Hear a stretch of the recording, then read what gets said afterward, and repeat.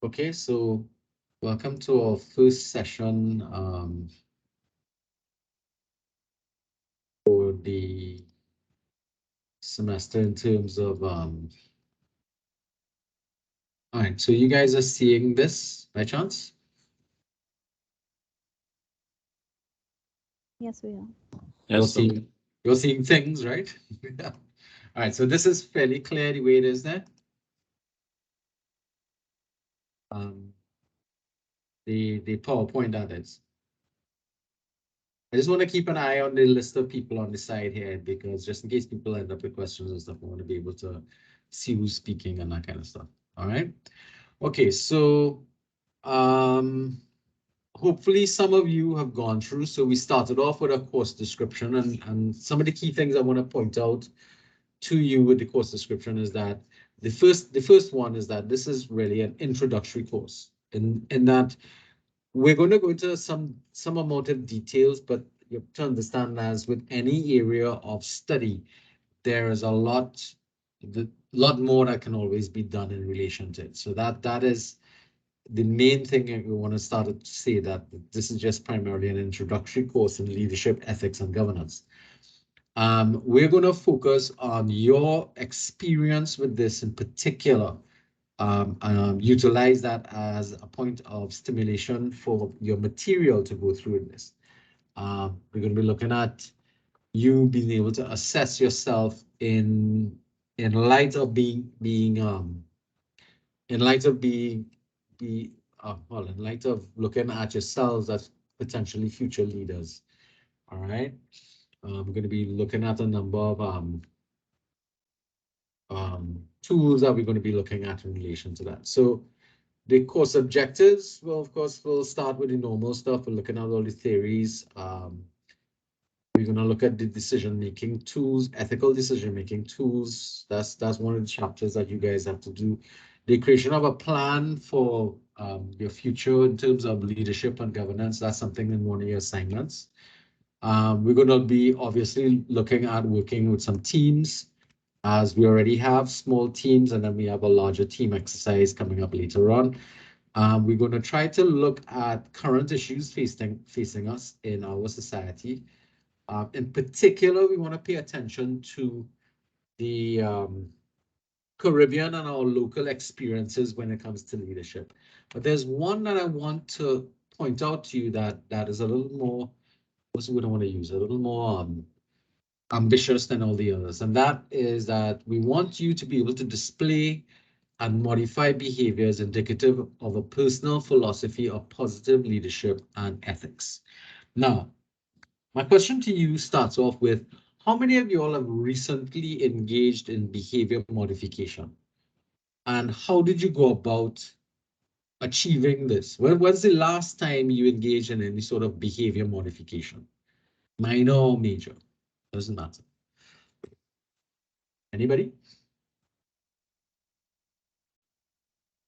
Don't all rush now.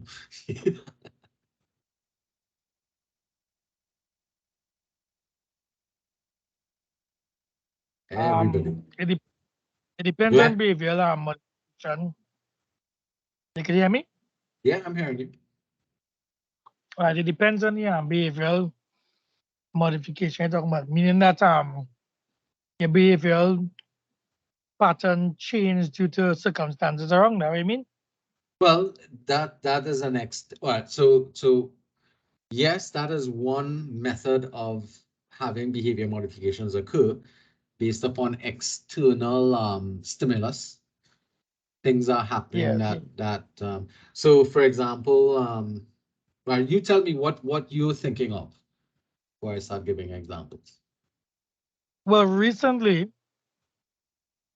I work in Port of Spain, Right? right? Opposite City Gate, right, on South Key. All right. And I cannot manage the entire compound, or let me say the block, All right? right. And activities around us, like illegal activities and young members and stuff, sort of flock around. So by they being around, it kind of change my behavior pattern outside, or more being a little more cautious and more, but I had to change up everything to adapt to that kind of environment outside. Correct, right. So that would be a behavior modification brought about by external stimulus. All right. So that's one type that can occur.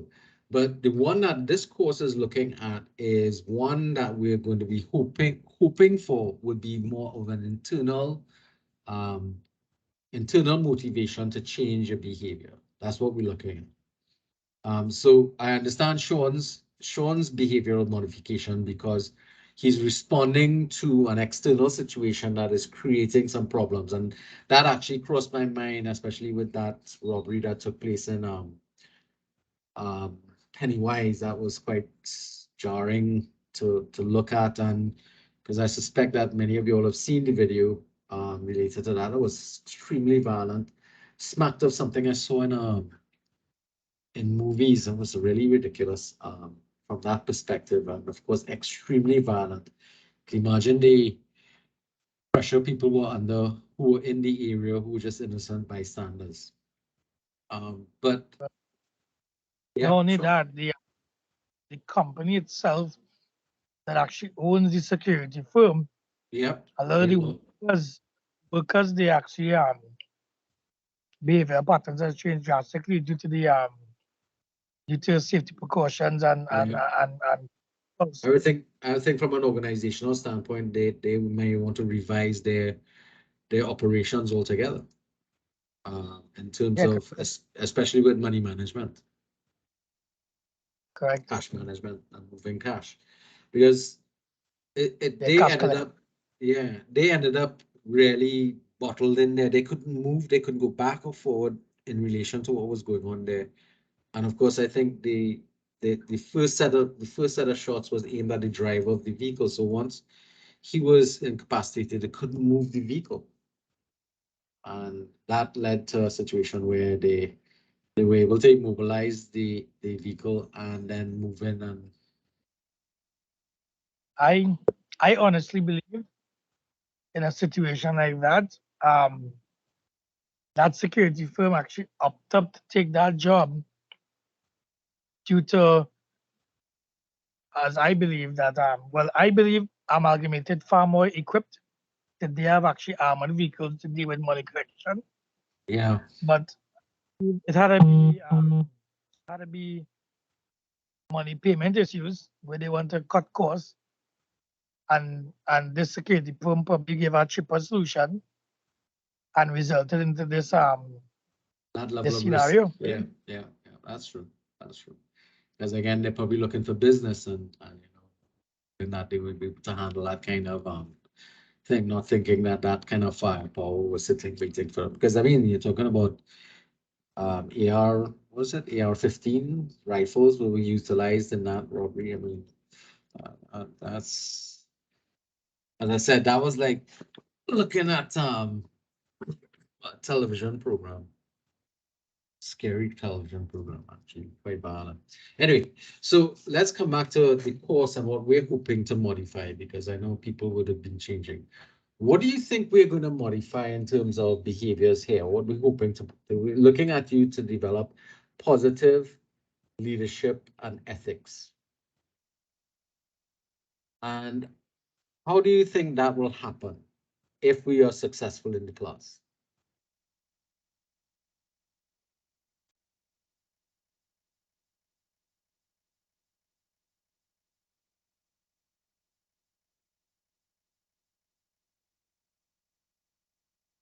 Nobody? So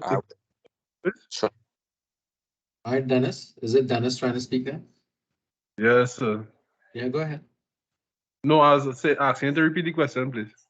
How do you think the program that we're looking at now is hoping to modify your behavior? Are we going to beat you all and make you all change your minds about leadership and ethics? What do you think the aim would be? I see Arkham trying to contribute. Um, believe that by using different methods, well, showing us different methods and strategies in leadership, and how ethics can I don't want to say manipulate, but influence a scenario or persons within a scenario to best see the most positive way to resolve a scenario or to overcome a scenario. That's my opinion. All right, okay. Akib, you had a contribution? So essentially, you're asking how is this course going to? I was gonna say something, but then when you said the question again, it wasn't aligning up with that. I was gonna more or less say, for example, it could be like different types of motivation. A person who may not have done as well last semester may be more motivated. Um, you know, intrinsically to perform better, so they might modify their behaviors to To so how do I say, accomplish a better grade. yeah, to accomplish a better grade, or to just to get in a better place, or to become more disciplined. When you were asking if anybody has done like their own behavior modification, and why and how was it facilitated, I was going to say that recently I how should I say, I spend a lot more, I focus a lot more on my health and my diet, because of, I don't know, it like, just being more health conscious because of, for different reasons. One, experiencing external factors where you see other people get, they're not well and whatnot, and that whole situation. And then two, actually doing disciplining yourself, and you know actually saying, okay, I'm gonna take out certain meats, I'm gonna take out certain, I'm gonna reduce the carbs, reduce the sugars, because maybe I went to the dentist and they told me XYZ, and actually seeing the benefits of it, feeling better about yourself, your morale going up, that personal, it motivates you again to continue to do All that right, work or exercise. that makes sense. That makes sense because Yeah. what we're looking at is that we're hoping in this course, by the time we get some way through it, that you would want to make these types of changes yourself. So the best and the easiest way to make behavior modifications is actually through an internal type of stimulus. You want to make the change because the nature of behavior changes. If the external stimulus is reduced, then what is likely to happen, or removed, then what is likely to happen is that the behaviors that it brought on will change or go back to what it used to be before. So that's the point of this course. This course is trying to motivate you to make changes. So Dennis was correct about that as well. It's trying to motivate you to make changes, but the stimulus for that would come from an internal understanding of these changes are better for me. That's the thinking that we're looking at there. All right. All right, so let's move along from here. So understand that this is now behavior modification is generally very difficult to achieve, especially in a short space of time. It is a problem that faces a lot of us. And Dennis got kicked out. Welcome back, Yes, Dennis. Yeah, I my phone getting realized. some trouble. I realized. So I was just saying, Dennis, that what we're looking at is the type of behavior modification we're looking at is from an internal stimulus. So we want you to want to make these changes for yourself at the end of or during the course of completing this work. All right. Okay, so let's move on. The next areas was about the textbooks. And this here is basically the name of the unit that we've been looking at. And this has to look this has to do with looking at modern leadership issues in the modern environment. Now, the textbook is a little dated, but there are new editions, but the content really hasn't changed that much. So that basically what we want to be looking at is what are the issues that are occurring when it comes to leadership? And in particular, we want to pay attention to leadership in our regional and local context, because the vast majority of material that's available outside there deals with leadership very from a very North American or even European position. And when that happens, it sometimes loses the locale, and it misses the context of the local environment. And it's important that we try to bring that to bear on the information that we're going to be looking at. So as much as possible, when you're doing your presentations, try to utilize local or regional examples or situations that would help to, clarify the information to us, so that way we can say, okay, we're making the link across the board. And I hope I'll also be looking at that with you. So the first thing that the model starts to talk about is it starts to talk about the definition, and from the definition you'd realize that the model that we're looking at is called the relational leadership model, or the relational leadership system. So it's actually referred to in the text as the RLM model, right? The relational leadership, and that's because this particular vision or model looks at leadership as the relationship between people working towards a common goal. In this case here, they've specified we're looking at accomplishing a positive change, and that relationship is ethical in nature. So the big takeaway from this is that leadership is about the relationships.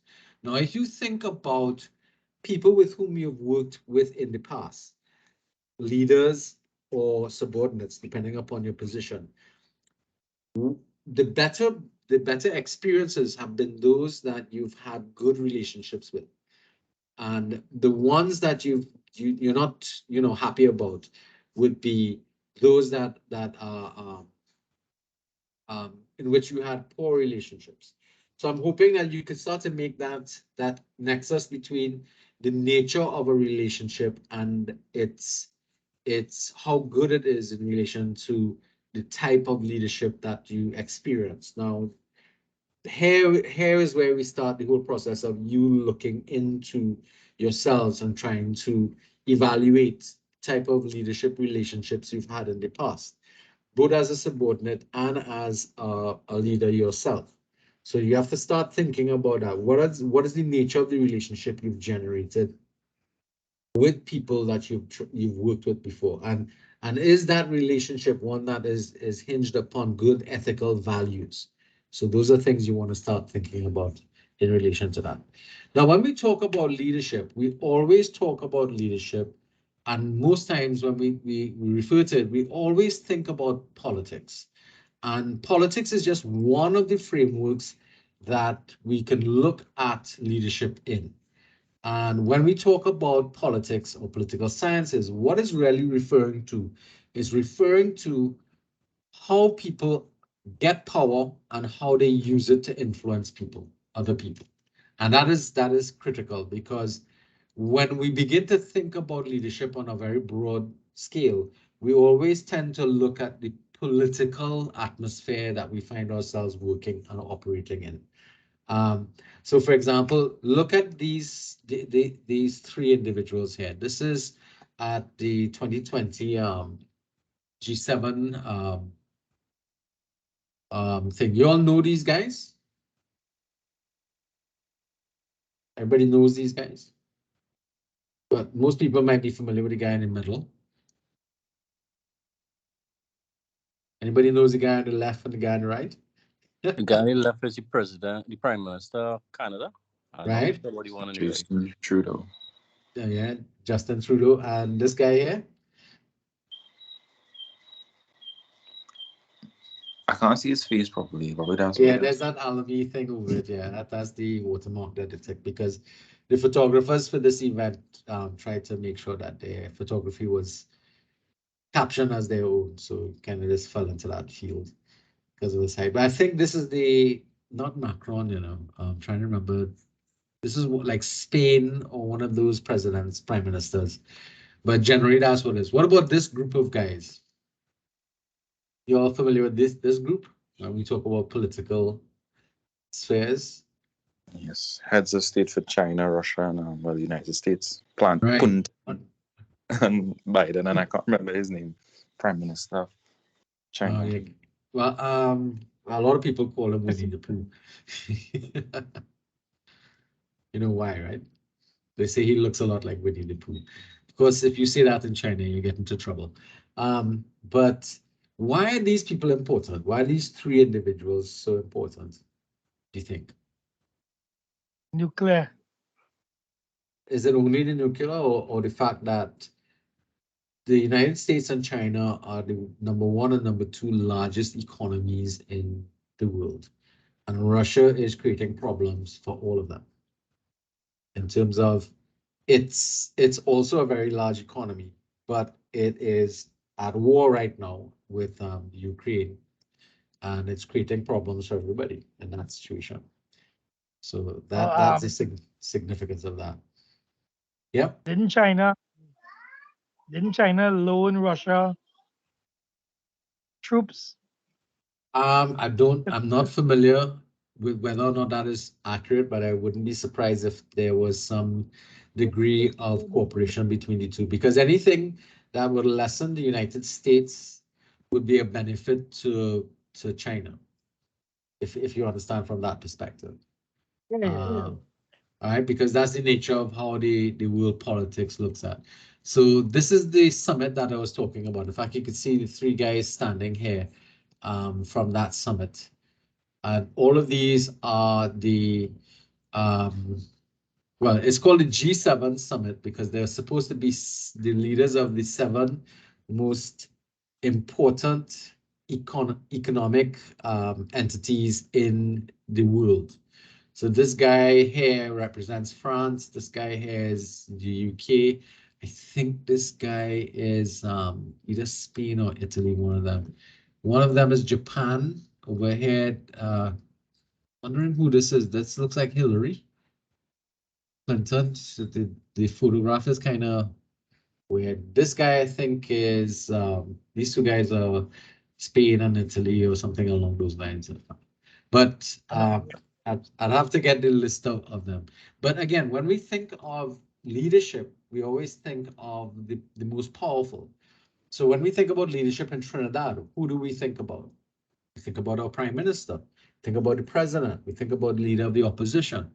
Why? Because politics is you can see the power and influence being worked through the system quite easily. So it's one of the places we naturally tend to look towards when we begin discussions about leadership. All right. Another framework that we look at leadership through is through management. Management here now is looking at business and how businesses behave. All right. So when we talk about management, we're looking at the effectiveness of that management in terms of how much profit they're able to get out of the relationships they've developed between themselves and their subordinate staff. So this is a group of powerful leaders, successful leaders in business. You all should be familiar with most of them, if not all. Yes? They tend to grace the news a lot. Anybody seeing faces there they don't know?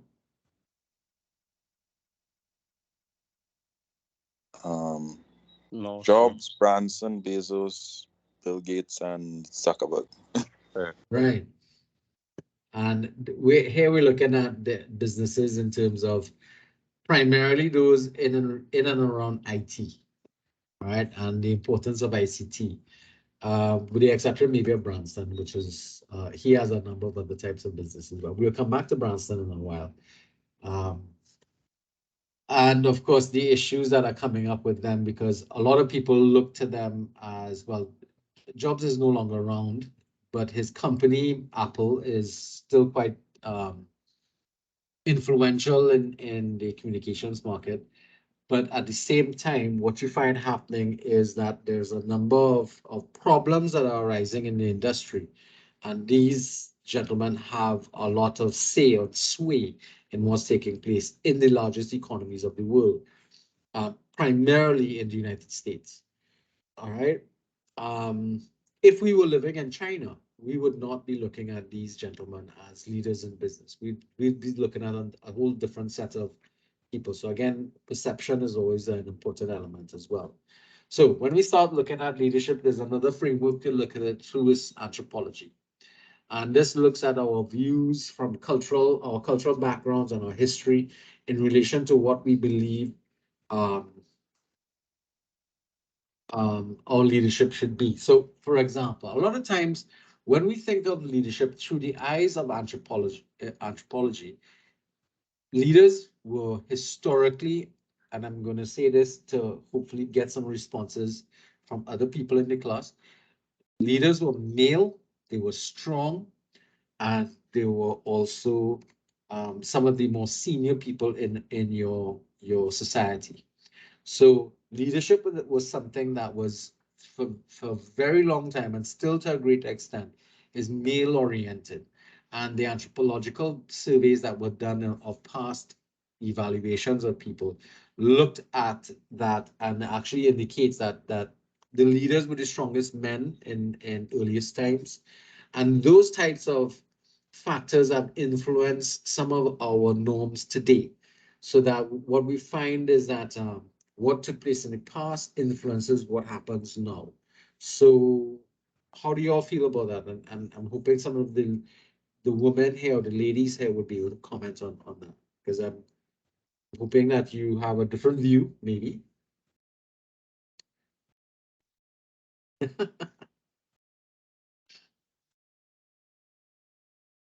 No? All right, so this is the anthropological symbol that is utilized. Here it's talking about artifacts. This image here, this is about the, sort of the digging up the bones and finding what's going on. This has to deal with language, and this has to do with the society that was created, which is why it has these things, the physical, the culture, the linguistics, and the archaeology. So those are the things that help us to understand societies from the past and look at the systems of leadership that they looked at, or the cultures that they've been able to work out, and what is the most precious values that they hold becomes visible through the way in which they built their societies. They built their their lives. So in our life today, what would you see as being probably the most important thing? Anybody? One of these? Not so? Everybody's going to be looking at their if we look at life today, what we're looking at is really people on their phones all the time, also, as I am right now. Somebody's messaging me here saying that they're having a problem with their microphone. Don't know who it is though.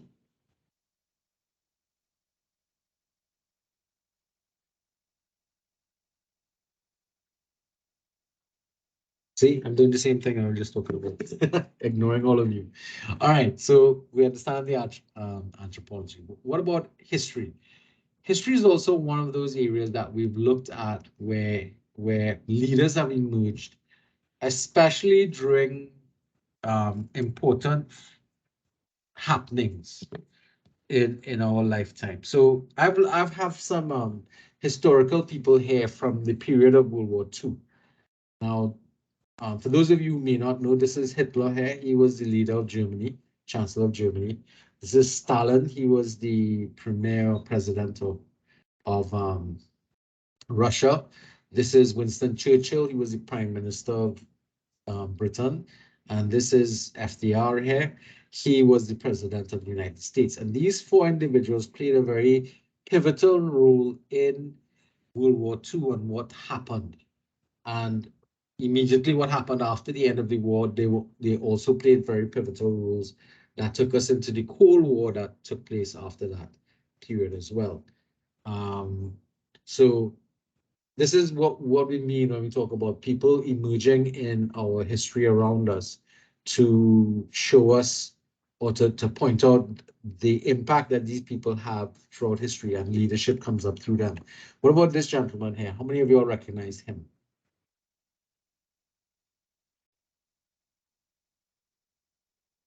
So that's Martin Luther King. And what was he famous for? What situation did he get involved in?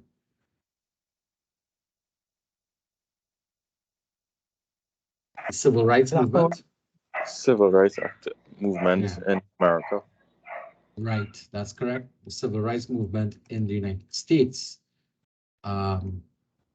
He got involved in that and was assassinated as a result of his involvement there because of the nature of change that he was trying to bring about. All right, what about this gentleman here? How many of you are familiar with this gentleman?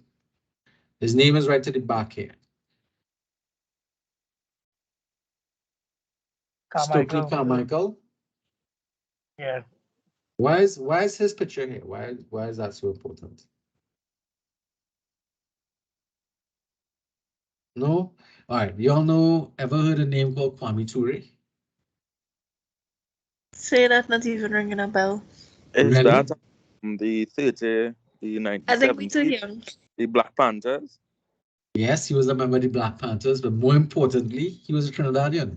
He lives in he lived in Trinidad, and he was also responsible for the 1970s Black Power movement in That's what Trinidad. I was Here, trying to that say, Black Power movement. right, the Black Power movement that led to revolution here in Trinidad in the 1970s.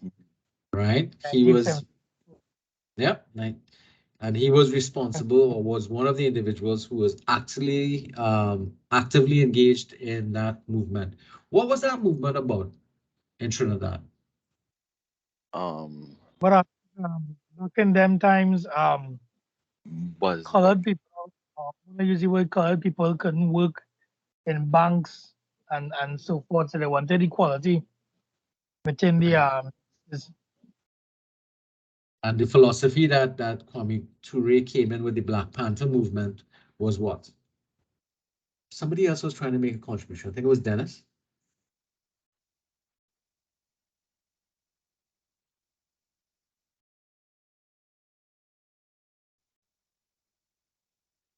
See all your names. Yeah, anybody, who was that next person that was looking at?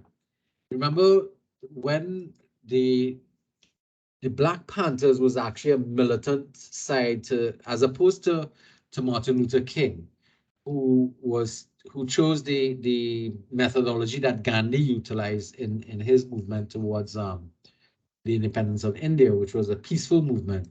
The Black Power movement used any means necessary. In fact, they aligned themselves more along the lines of Malcolm X.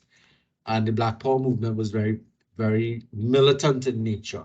That's where this sign came from, and a lot of people didn't like it. It's sort of like paramount today of people taking the knee during the national anthem in the United States.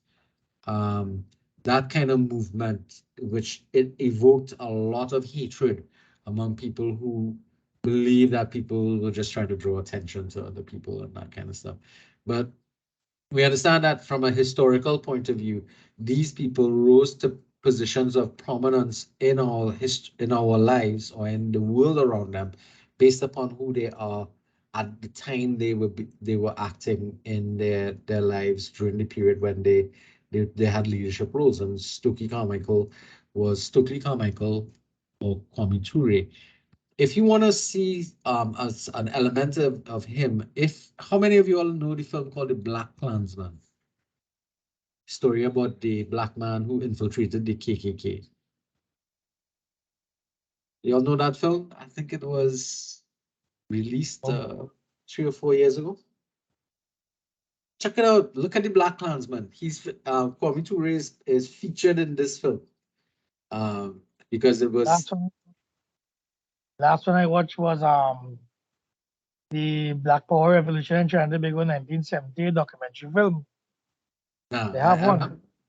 where was the name of it? Yeah, that's the name of it, Black Power Revolution 1970. Where is it available? Yeah, it was done. A professor from UE is the one actually did that documentary. Uh-huh.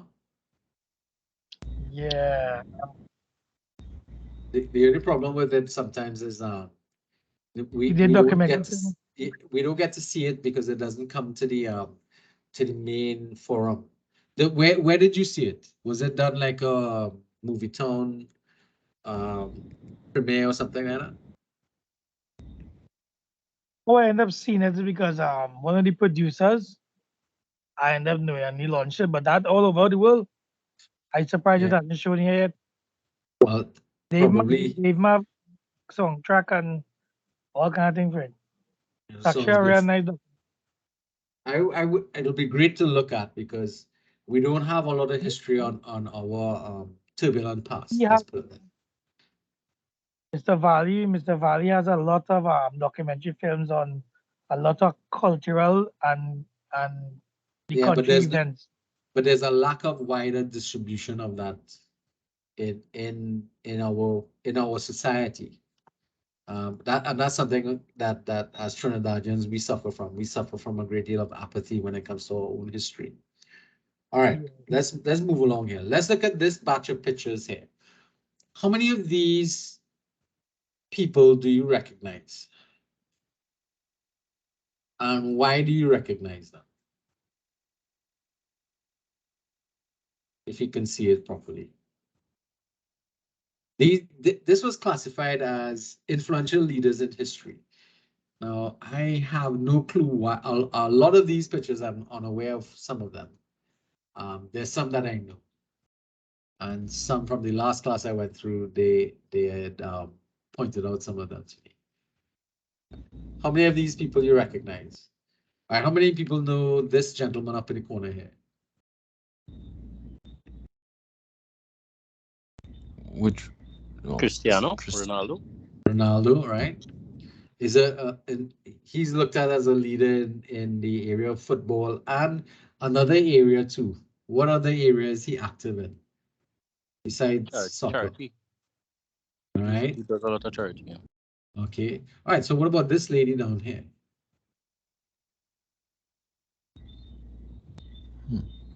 Can't see her properly. You don't know who she is? Miley Cyrus. Miley Cyrus. Why is she here as why is she here as an influential person in our history? I think what it's attempting to show you is that leadership has a lot to do with influence, because she's definitely a trendsetter with respect to her followers. So despite how you may feel about somebody, people rise to influential status and therefore leadership roles because of things that they do, like her breaking away from Disney and becoming this rebel basically in her performances and so on, was one of those individuals that has risen as an influential. As opposed to her, you have this lady up here who we know as Beyonce, correct? And she is seen as being influential, but in what area of the world? In R&B, which is different, which is the music industry, but also among young black women. You follow, especially in the United States. Now, obviously, this thing is well, okay. So let me ask you this question: why is this gentleman over here? Who is he? Let's start with that.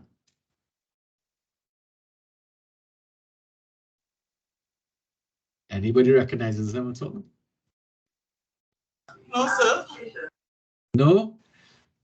Sir, You don't is know? that the man who came out as like a whistleblower?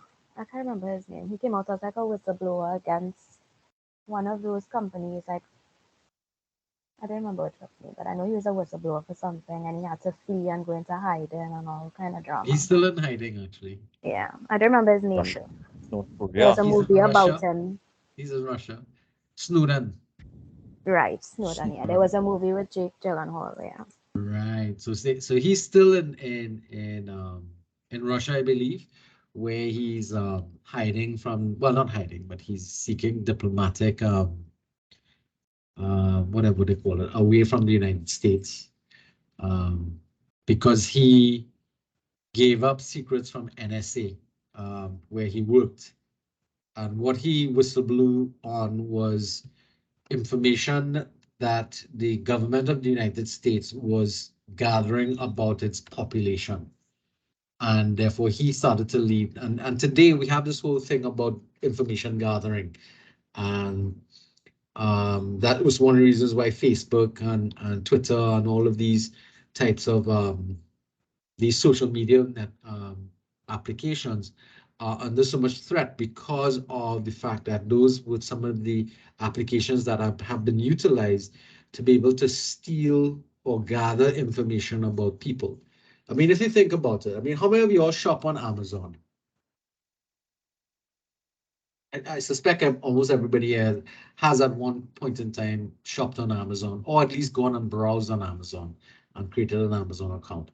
And what starts happening is that you start getting mail and you start seeing things popping up in your Amazon things with suggestions of things that you were looking at before.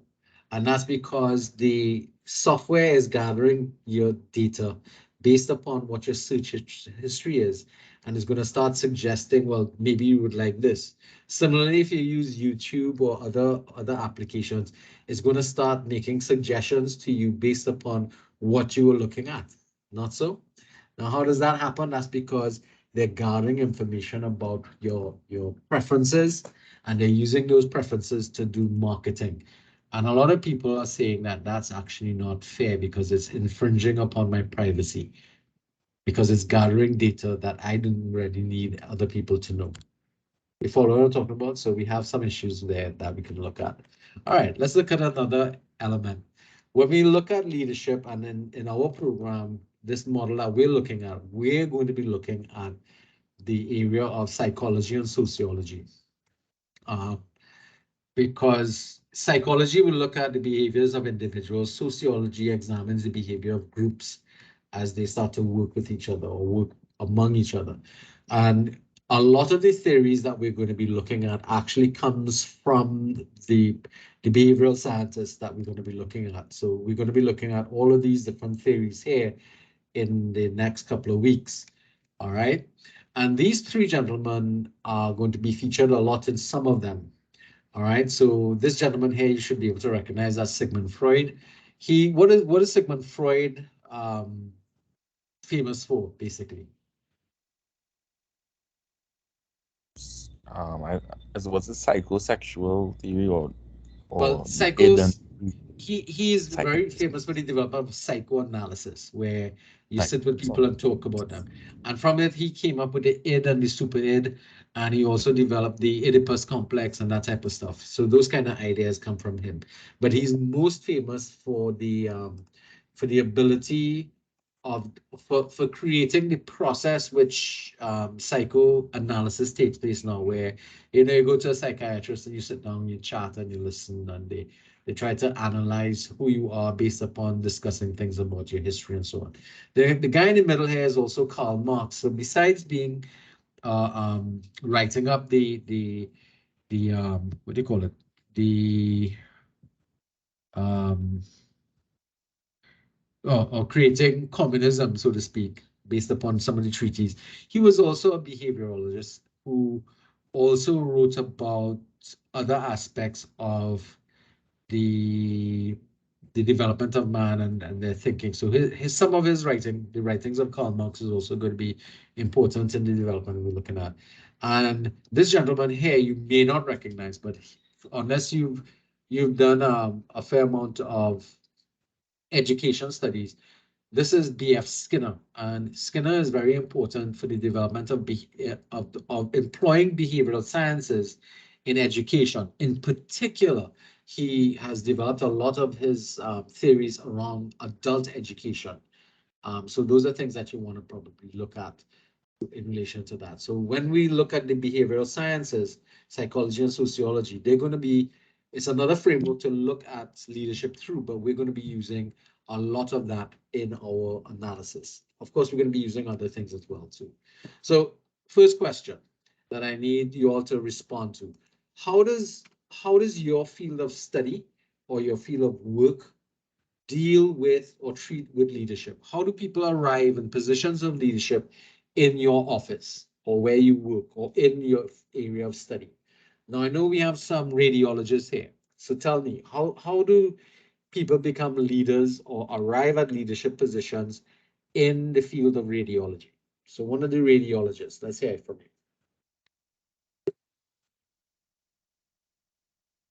Megan, you're a radiologist? Up and coming, sir. We still have some years to go. I say up and coming, sir.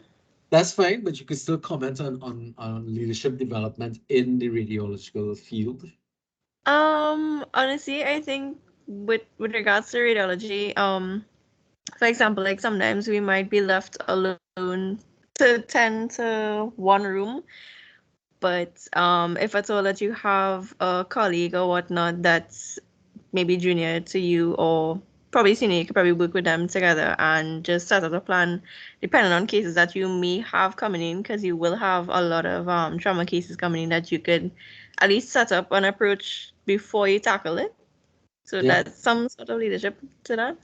So what you're talking about there is seniority, that is what leads to that position. Years of practice. I That's what would say, yeah. Yeah. So you're aware that there's a limit to how long you can stay in the field, right? At least as an active radiologist. Yes, sir. But I don't too sure in terms of with these changes that are going on now, it may increase. I know we're supposed to have a cap in terms of like what are you talking about, retirement and stuff? Well, the amount of time you can be actively around a machine. If you understand what I mean. In a room with things, yeah. So a lot of people may not be aware of that, but there's a length of time, except if you are in the field. A lot of people may not be aware that there's a limitation to how long you can be a radiologist, so to speak. At least in the old systems where they were using those more powerful radiology type of machines and stuff like that. I know with ultrasound and CAT scans, you don't necessarily need to have that level of thing, but I know with the X-rays, yes, they still have some sort of control for that, right? Tell me if I'm talking rubbish or not. No, you're on your right path, sir. Generally, the time frame is about 10 years, right?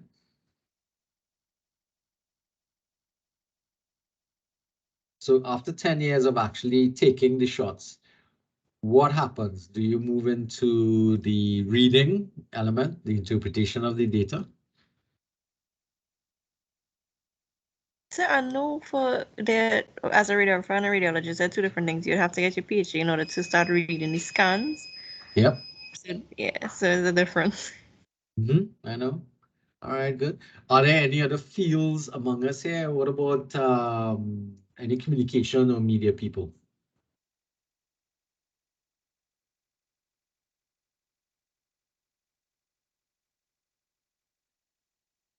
Michaela, I think you said you were a not journalism, but a communications person or something along those lines? Yes, sir. I am a communications assistant. Uh-huh. From what I know, most of the like my senior, like the corpcom officers, they're actually one is from Costat. So they have their degree and like a master's. So a combination of meritocracy, training, and that type of stuff, qualifications, but also experience, correct? They have the experience, yes. Right, and you're gonna find that there's a commonality across the board, because when you go into businesses, there might be a slight differential in that the owner, regardless of age, is the person who's supposed to be supposedly in a management position, therefore the leader. But as has happened in the past a lot of leaders that don't really know what they're doing, especially in business. All right, they just know that they have money and they're doing what they're doing, kind of thing. So we think about it from that perspective. All right. Anybody here from National Security Ministry?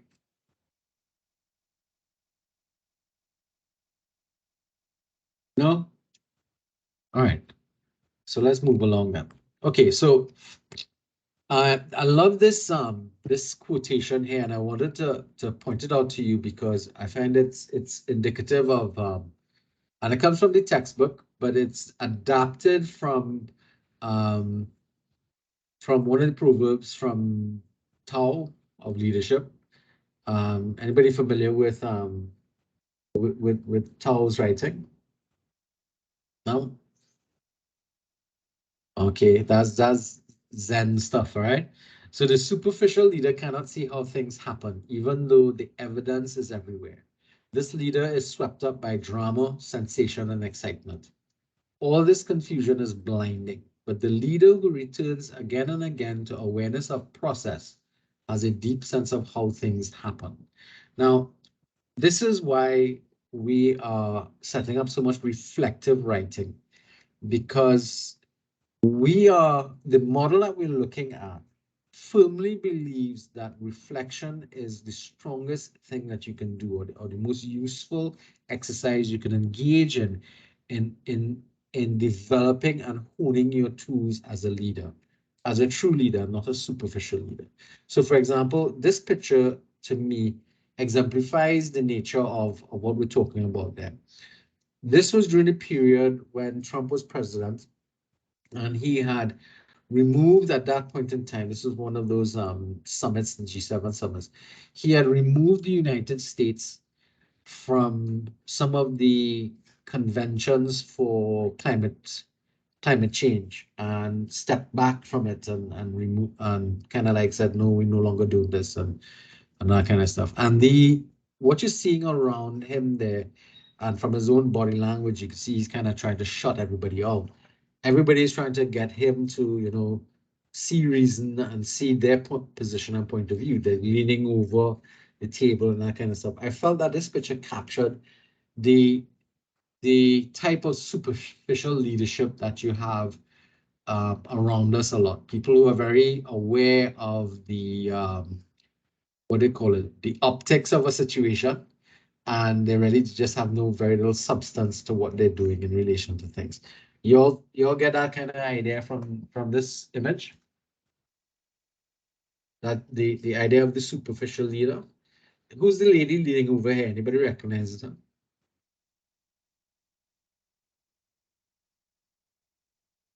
No, sir. No?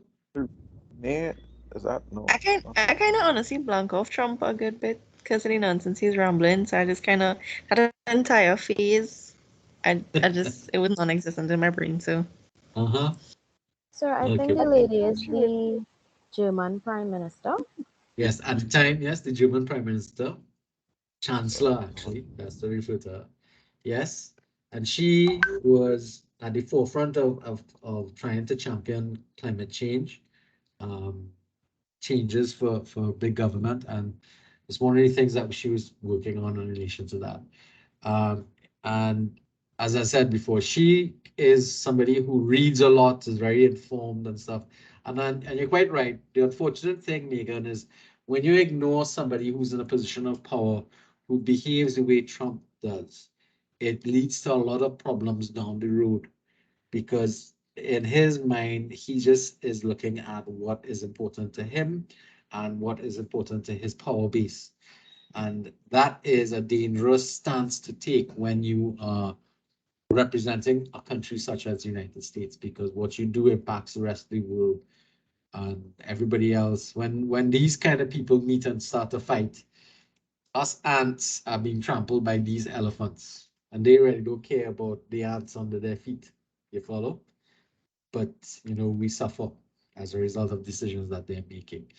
All right, so let's have a look at the relational framework that we're going to be paying attention to. It's heavily based on psychology and educational background. So we're going to be be depending a lot on some of analysis and development that came up through their writing and that type of stuff. And it is going to require learning about yourself, self-awareness in the context of others, and understanding your own value structure, your value systems. And that's going to be an important element that we're going to talk about. In fact, learning about yourself, that's the first presentation. All right, understanding self-awareness in the context of others is the second presentation. Understanding your values, beliefs, and commitments, that's chapter 6, all right, of the main text. So you start to make the connection between what the relational leadership model is and the type of work that's going to go on through it. So in the type of development that we're looking at in terms of developing your leadership qualities, we're looking at the development of self-awareness, effective listening, collaboration, compromise, and practice. Now, most of these, I think you all have an idea that what's it about. All right, practice is important because in order to get better at anything, we have to be constantly practicing all of these elements. Now, my question to you is, and I'll come back to Michaela, what is effective listening? Since you're the communication major. I think the shortest way to put it, effective listening is instead of just listening to reply, you have to listen to like understand. There we go. Yes, listening with the goal of understanding what somebody else has to say, and that requires practice. Why does that require practice, Michaela? Well, it's something that people don't do. We're always, I think, probably anticipating what the other person is going to say, or we're assuming what the other person is going to say. A lot of people don't really practice effective listening or active listening. Right, and well, there's a difference between active and effective listening. But active listening helps to lead to effective listening, correct? Yes. What would you describe for the class as active listening? Men in particular often criticized for not listening. not Well, not okay, not well, to I don't know berate about them. that. No, men are oftentimes said we're not good listeners, especially to women. Or is it that men are just really good at locking people off? Maybe that's the point. I don't know, so, but I remember active listening to be more like really paying attention, like more being in the moment and paying attention to not only what the person is saying, but just body language and all these different things. Right, paying attention to nonverbal cues and so on. All right, very good. All right, and the idea is one of the things that you have to do to actively listen and to effectively listen is to remove your sense of self-judgment, correct? Yes, sir. Right, and that is one of the most difficult things to do because we always tend to measure things through our own framework of reference, not so? We listen in relation to the context and the perception we have of certain things. And that is the most difficult thing to do. Now, it's easy when we're talking about things that we are in agreement about or we like, but it's difficult to listen to somebody speak about issues or problems that are diametrically opposed to your own personal beliefs. And you see a lot of that on talk radio and stuff like that, and you listen to it or on talk TV or whatever it is, podcasts and whatnot, where people stop listening to each other because they're just there to score points based upon, you know, I have to undo what you say and discredit you and that type of stuff. And that is not the kind of listening we're talking to here. Good leaders listen with an open mind and they don't judge because you're not living that person's life. All we're asking you to do is, you don't have to agree with somebody, but you must understand them. And you can't judge somebody based upon what they're speaking to you about, even though you may not agree with it. which is what makes sometimes talking to some people very difficult, because you know going into that conversation that this person is not going to like what you have to say. And when there's that barrier there, they're not going to want to talk to you. So in order to be open for communication and for anything else to happen, you need to be able to, get rid of your own barriers, which speaks back now to self-awareness. You have to be aware as a manager or potential leader of what are the limitations you come with in a situation that can cause you to not be able to listen effectively. You have to be really understanding about that. And sometimes it's very blatant to everybody else, but not to you. All right. It's especially when you get upset. When you get upset, people stop listening, and that is problematic. All right. Okay. Another set of principles that we're going to be looking at, that leadership concerns us all. Now, I know when we're growing up, we really not pay attention because that's old people thing, right? But even at the level of being a child, the things that matter most to you were done to you by the people who have been in charge. But as a leader, you need to try and instill the values that leadership is important regardless of where you are and what stage of life. All right. The other element is that it is viewed and valued differently by all. That is important because we have to appreciate that although I may think leadership is critical and I value it dearly, other people do not see it as that important, and they don't view it and value it the way I do. And we have to understand that. We have to be able to appreciate why somebody else thinks the way they do. And that's important. Because then it eases your side as well. Huh? You have less stress. If you understand why somebody behaves the way they do, then you're not going to be stressing yourself about, well, why this person behaving the way they are. They're behaving this way because they perceive it differently to you. That's something that we're going to be looking at a little bit. That leadership is not a static, but a dynamic entity. It must be treated with as something that's going to be changeable and malleable over time frames. An important element here that we need to look at as well is that different types of settings call for different types of leadership styles. And that's something that we'd become accustomed to, or we'll examine with some more details. And the most important takeaway is that leadership is a skill that can be learned and developed over time. And that is one of the main things that we're going to be paying attention to as well, along with the other elements. All right, so that in order for us to build on the foundations, we require us to be able to develop high ethical standards and values. And we need to be socially responsible. We'll come back to social responsibility in more details later on. We need to be able to, as leaders, think critically, be credible, be authentic, have high levels of integrity, and that all speaks to our basic ethical conduct. Now, critical thinking is a dangerous one because, especially in the Caribbean, we've only, we're only 65 years old in terms of independence. In terms of the development of critical thinking, that's a difficult one to do because the systems that have been created to develop us from, in terms of our education systems, don't encourage critical thinking. Only in the last maybe 10, 20 years, we've been harping on the need for critical thinking. But the education system has not been adjusted to help encourage critical thinking to the point that it's acceptable, because most teachers don't want critical thinking, and most jobs don't require critical thinking. They want what? What do jobs want? What do bosses want?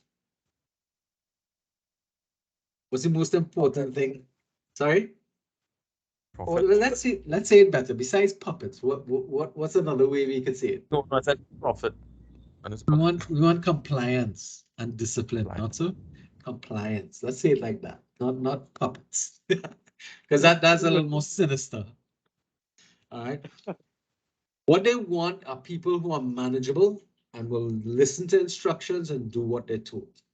Critical thinking is contrary to that because it's going to ask you to question everything and to look at circumstances and say, well, why are we doing this way? There must be a better way to do this. So critical thinking is dangerous, especially in management or leadership, because critical thinkers will challenge you. And if if you're encouraging critical thinking, then you can't beat it now. You understand? And if you're encouraging critical thinking, it means that you have to encourage it across the board, which means credibility comes into question because you can't want it for yourself, but not for everybody else. And your behaviors will adjust according in relation to all of that too. All right.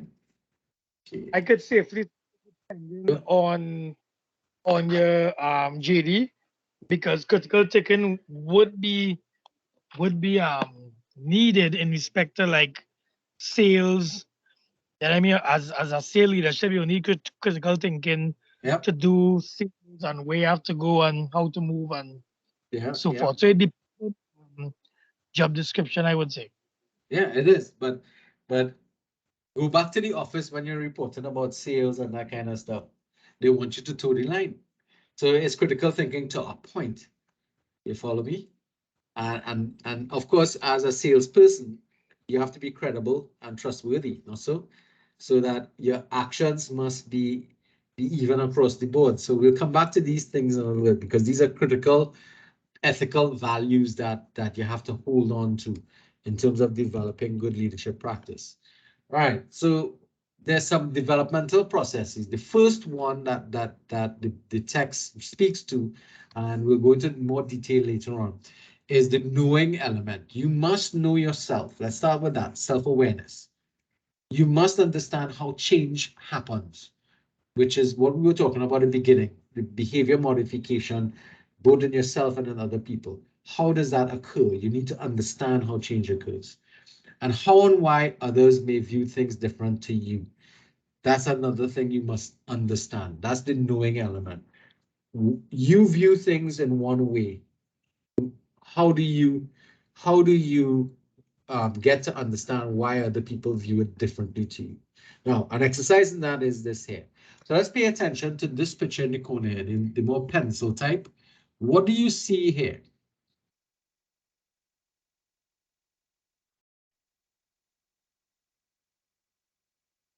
Anybody, what do you see there? First A I lady saw, with her hair. yeah, What kind of lady? it was a young girl and she's facing sideways and her Right, she's hair is open.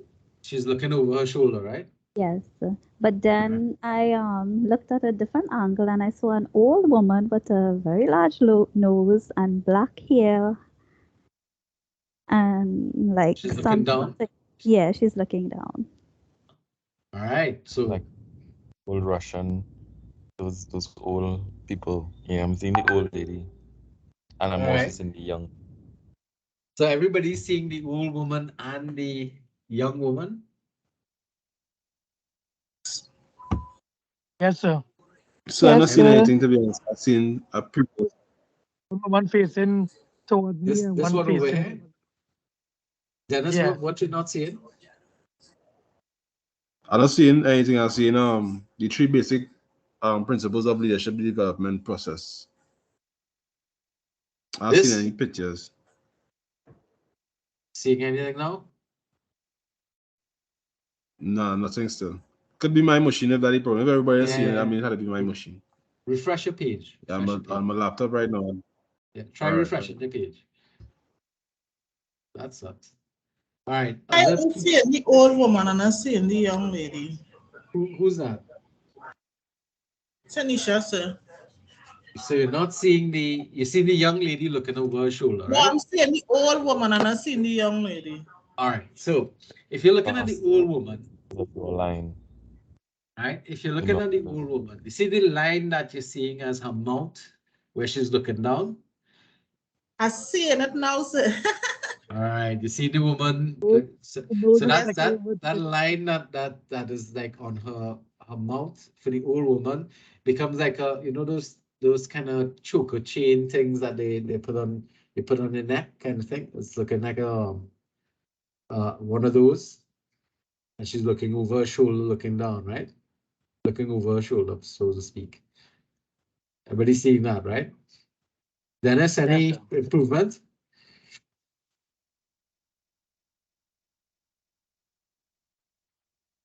Dennis? Okay, maybe he's trying to go back in. All right, let's look at the picture on the right-hand side. What do you all see there? Two ladies, one facing the other lady and one facing me. Okay, two ladies. A reflection, a lady looking at herself, and then the reflection, and then looking like a skull. Right. So you should be seeing a skull with a kind of misformed face, and also you should be seeing two A lady ladies. and a who are- van. It's actually a woman looking at a vanity table looking into a mirror. Yeah, I don't know what's in there. Yeah.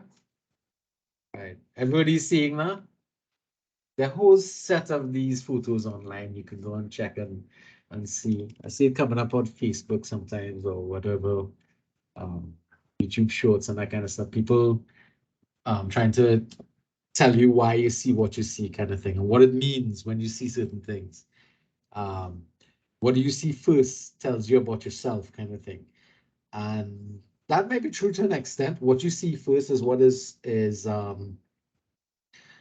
foremost in your mind, so to speak, which is where this statement comes from.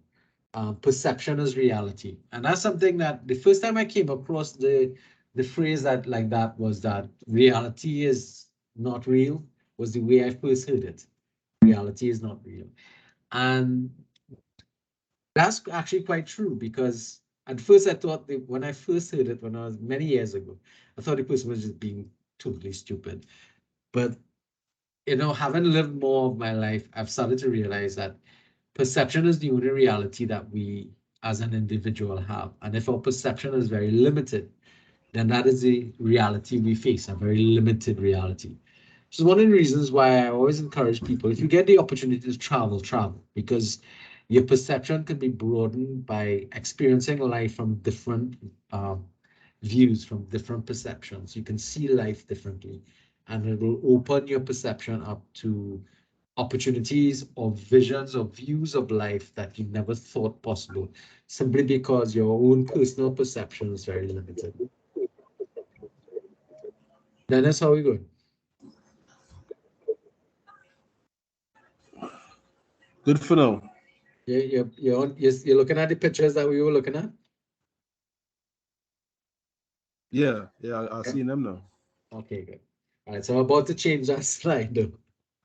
All right, so the next stage in the three principles is the being stage. So we know, we talked about the knowing. Now we have to be. So we must be principled, we must be ethical, we must be open, we must be caring and inclusive. All right, so ethical we can understand, principled we can understand, fairly straightforward. What does open, caring and inclusive mean to you? Open, caring and inclusive.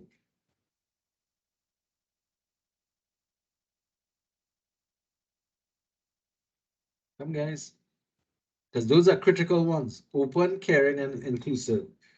Have no word from. Go ahead. All right, go ahead. I could put open another category of honesty. Honesty, no. No. No. Honesty would fall into ethical and principled. Open is something else. Open, caring, and inclusive. So open would be like you open to, you have an open mind to different things. You're willing to, Right. have a listening ear or open mind to different perspectives or different scenarios. To get a better understanding of the bigger picture of stuff. Correct. Caring is having appreciation for someone else's circumstance, even though you might not understand it or might not be in the scenario. Correct. And being inclusive is to being accepting other person's choices or Decisions.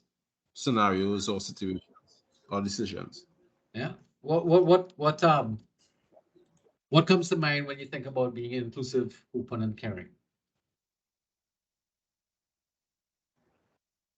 What comes Like to your right head? now in this society, Uh-huh.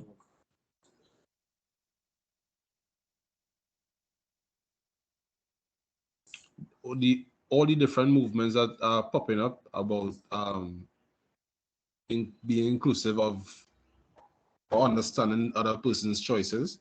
There are so many coming up right now, so you know it's already hard not to have an opinion or have a state of mind towards them.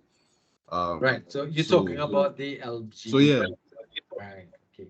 Alternative not lifestyles. only them, it have other Yeah, there are other right now groupings. that is one of the big groups. Yeah, but a lot of different other groups as well. So you know, generally the whole movement of being inclusive across the board Right. Yeah. is something that yeah, in addition to like the Me Too movement as well, that another movement, Black Lives Matter, you know, it are a lot of different groups that are wrong right now. So, you know, inclusive and being inclusive is something that everybody has a different opinion about right now. Yeah. And some people look at it as being is selling out, right? If as a leader you open yourself up to those types of Well, thinking. So, you know, again, some people are not yeah, you need not to. in the mood of being inclusive. They believe you need to keep those people out of the system. And that is an argument that has been going on for a bit too. All right.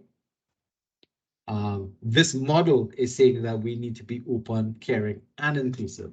That's the point I'm trying to make here in relation to what's going on. All right. So this is where I bring back Mr. Branston, and he has a nice quote that he had here. Having a personality of caring about people is important. You can't be a good leader unless you generally like people. That is how you bring out the best in them. Now, I thought that this was a very good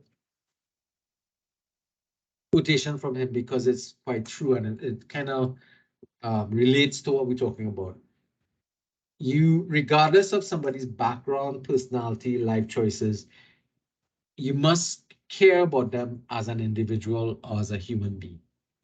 Find a point of connectivity with them.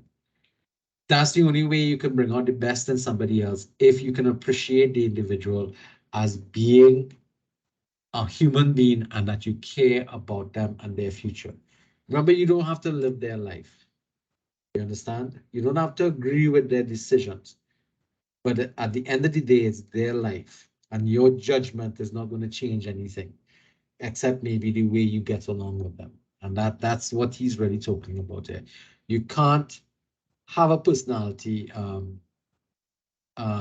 You can't be a good leader unless you care about the people you're leading. All right, because if not, then it's a different type of leadership altogether. And that's what we're talking about, the caring leaders. All right. The third element to this three basic principles is the doing element. You must act in a socially responsible way, consistently and congruently as a participant in your community and on your commitments and passions. So what is that speaking to? Being socially responsible means that whatever you do, you are making sure that you are responsible to the society you're living in, and that your behavior is consistent and congruent, meaning that it's consistent every time you do something, it is consistent across the board, and it's congruent, meaning that in different aspects of your life, you're behaving in a similar manner. So it's not that you're different when you're home as opposed to when you're at work.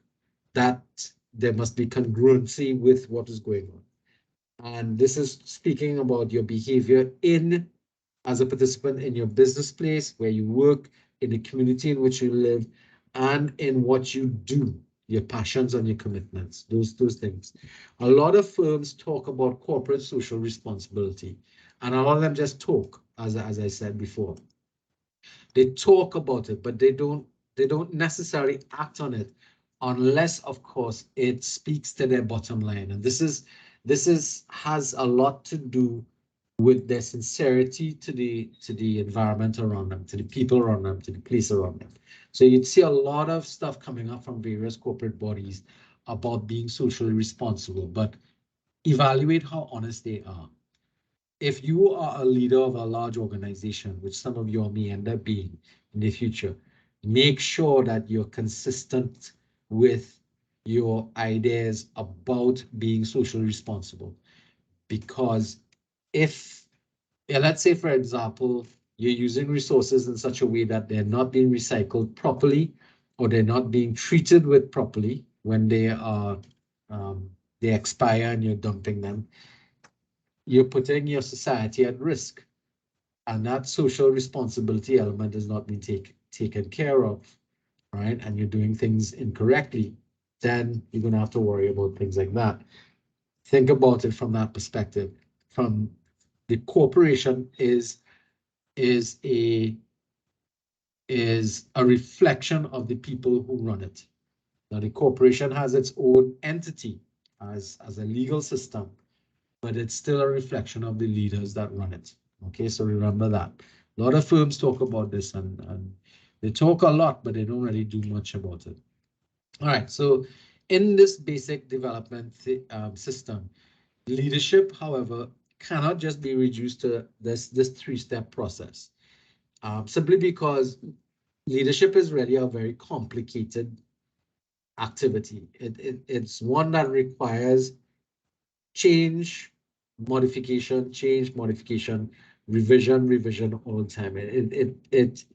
It means you have to be able to treat with leadership as a developmental process where you change and modify as you move through life. You will make mistakes as leaders, and you have to accept that mistakes is part of the learning process. And that's important, because if you accept that making mistakes is part of the learning process, then the people who you lead will also feel comfortable working with you, because mistakes are allowable as long as they're correctable, and as long as you own up to it. You can't make a mistake and blame other people, which is what a lot of people do in jobs, because they work in a scenario where if a mistake is made, it's almost like capital punishment afterwards, that kind of behavior.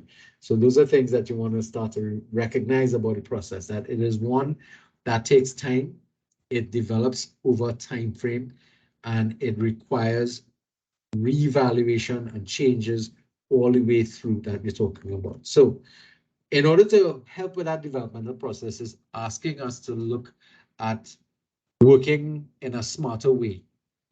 And when we talk about working smarter, we've always been talked about this hard work. If you want to do something, you have to work hard.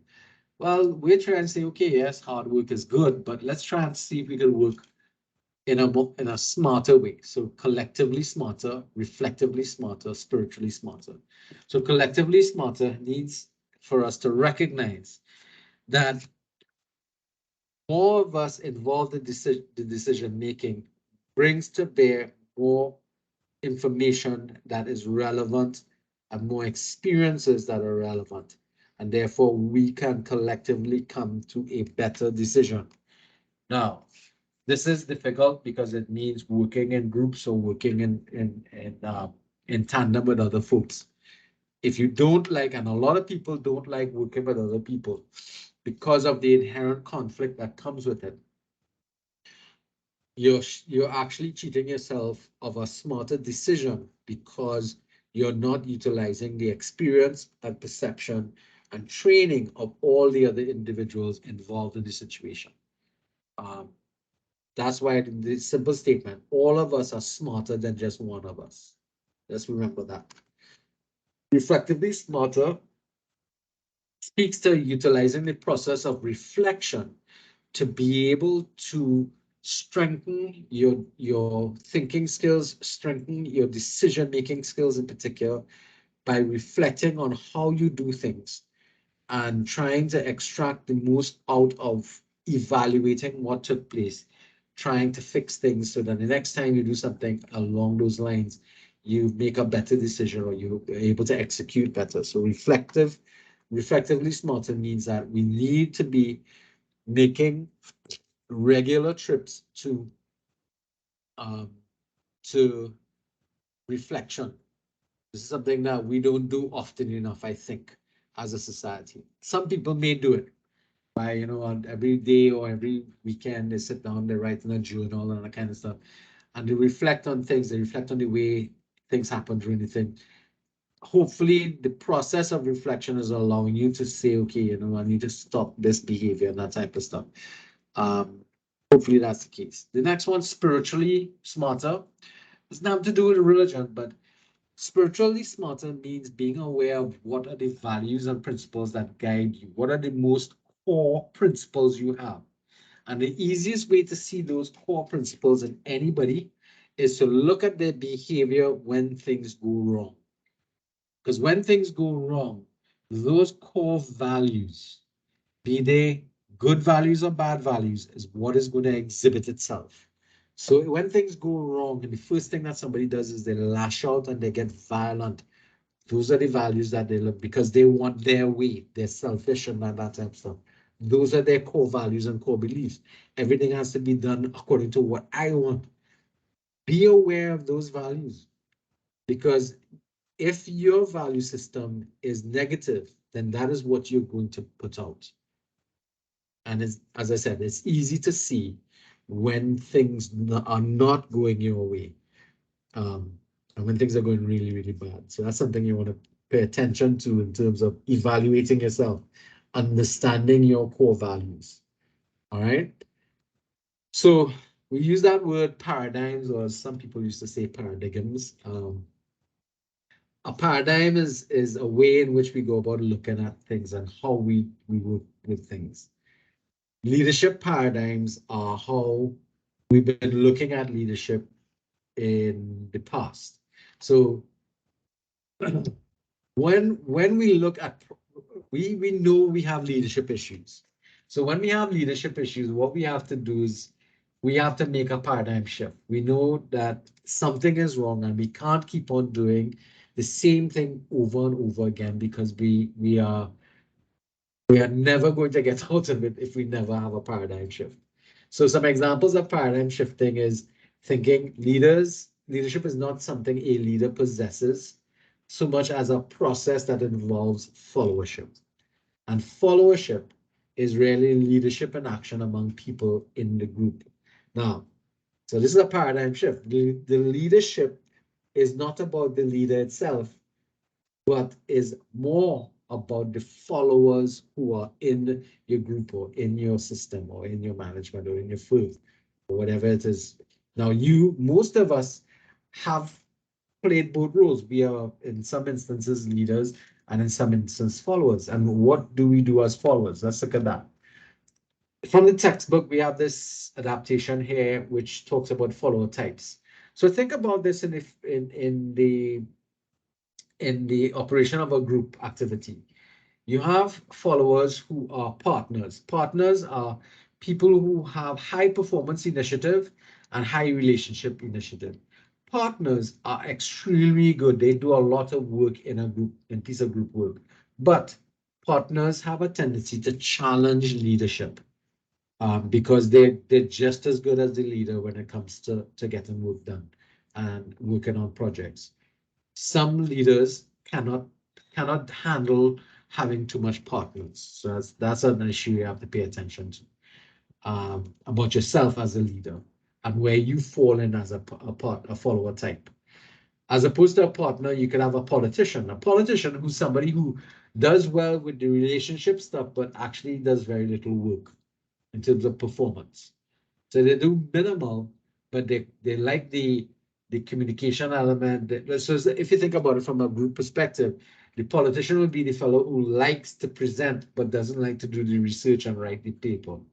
But they're real good at presenting. Then you have contributors. Contributors are people who really good with the research, but very poor with presentations. And then, of course, you have the subordinate person who don't want to do nothing and don't want to and some of you all may recognize yourselves in different elements of this follower type. I'll leave it to you to assess yourself as to what type of follower you are. There are other follower types that are more political in orientation. But if you look at this from the point of view of a leader, if a leader assesses his followers, he needs to understand how to work with these types of followers. So for example, partners and politicians, they can, like a partner, you can hand over major section of work to be done because you know that person is going to work well with it and they'll be able to handle that part of the presentation. A contributor might be somebody you might want to take a particular area that needs a lot of detailed work and give it to that contributor to work with. But you know that that person is not going to be willing to put the to present the work, so you match that contributor with a politician. So they're doing the work, the politician is working on the presentation element. A subordinate, on the other hand, might need to be assigned to a partner to drag them through, basically. All right, so understanding your followers is also an important element of understanding how you're going to manage them. This is another set of another model, this is the Hyacinth model. But this is more, speaks to more political environment where you find leaders have to assess their followers into these 7 types: loyalists, sycophants, critics, opportunists, spectators, traitors, and realists. Each different type of follower has characteristics that you want to be able to utilize, because they can be utilized, and you have to understand which ones are dangerous, like traitors and sycophants. Those are very dangerous people. Opportunists can be dangerous, but they are more manageable. And then, of course, you want to make sure that the vast majority of your followers are loyalists. Critics are important as well because they are free-thinking people, independent thinkers who will be able to give you some sort of critical assessment of what your decisions are and how you're behaving. So those are things you want to pay attention to. Again, knowing your follower types as a leader and knowing where you sit in that wheel is also going to be an important thing to assess yourself. Now, what are the responsibilities of good followers? One, offering support to the leader. That's important. And not having the leader have to ask for your help, but offering it freely. Taking the initiative, that actually speaks to the first one in terms of offering support. Taking the initiative and getting things done before the leader even anticipates the needed. Playing counseling and coaching roles to both the leader and other followers. That's important as well. Raising issues and concerns when necessary. This is a dangerous one because a lot of leaders may not necessarily like this. Seeking and encouraging honest feedback, that's always important. Clarifying your role, that's important. Showing appreciation both to the leader and other members, important. Keeping the leader informed, and one of the most dangerous responsibilities, resisting inappropriate influences of leaders. So think about leaders who got away with a lot of bad things in the past. If they had followers who would have stood up to them and resist their inappropriate influences, some of the things that has happened in the past would have probably not taken place. But that's a thing for another point. All right.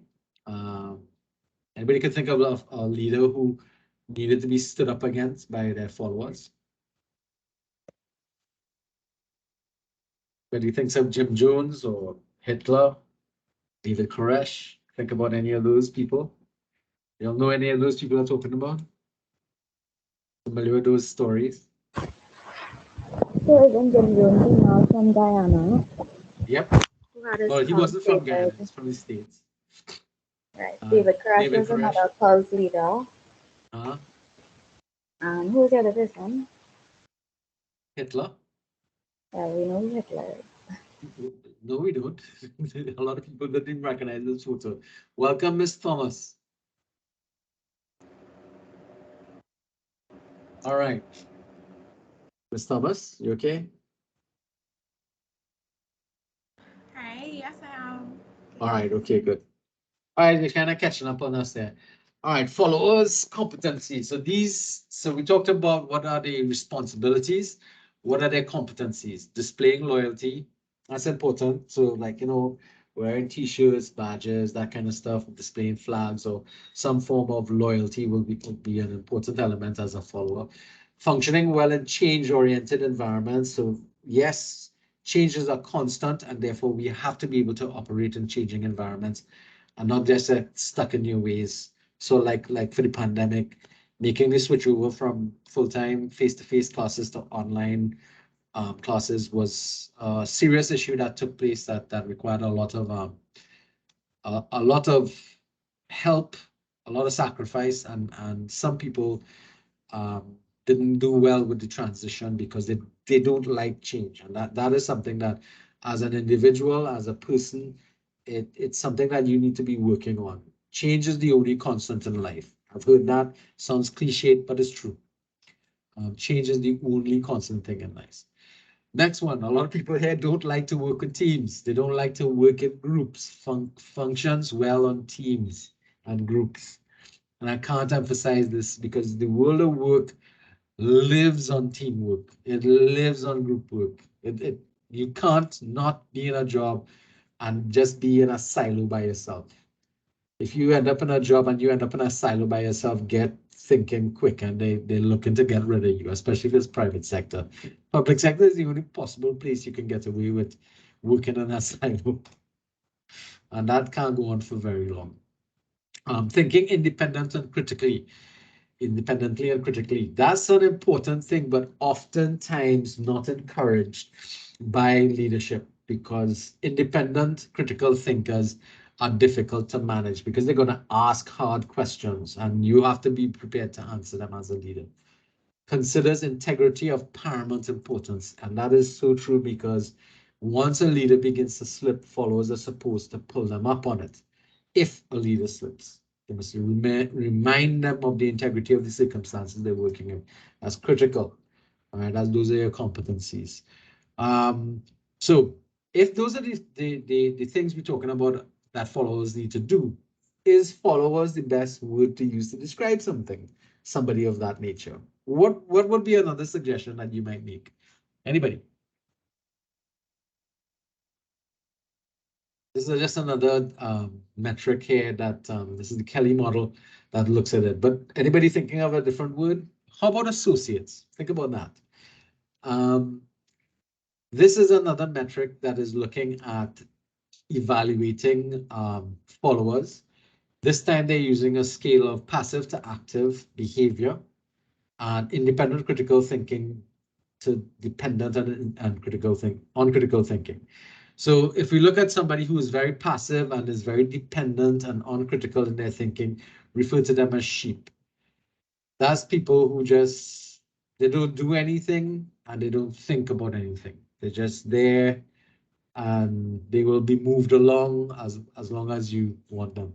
Yes, people, they're very active in the organization, but they're unable of developing their own thoughts. And that's a dangerous set because these are the people of action who behave and act, but don't think about their actions.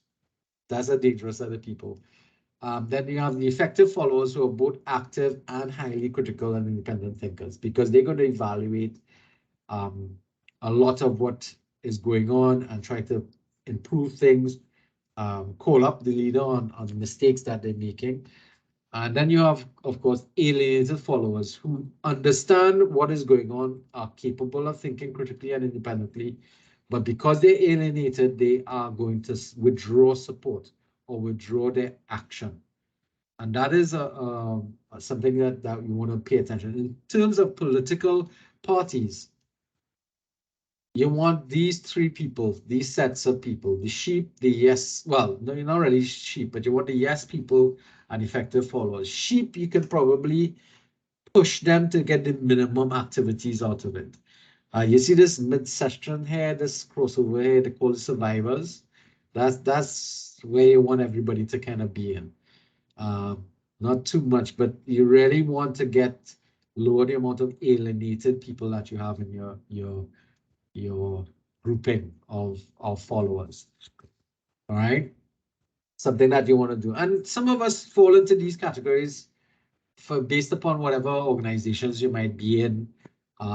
Speaking of which, any of you all members of any kind of social groupings or membership in any type of associations or anything currently? No? So does price one count? No, price one doesn't count. So that is still a membership, huh? Okay, so I'm putting it out there. That membership has no leadership in it. What is a leading that? Yes. I am Oh. a member of the National Association for Administrative Professionals of Trinidad and Tobago. Right, CAP. That they still call themselves CAP. No, it's NAAP, National Association for the Administrative Professionals of Trinidad and Tobago. All right, okay. As well as the Library Association for Trinidad and Tobago. Okay, good. That's Miss Thomas. Hakim, you were going to say something?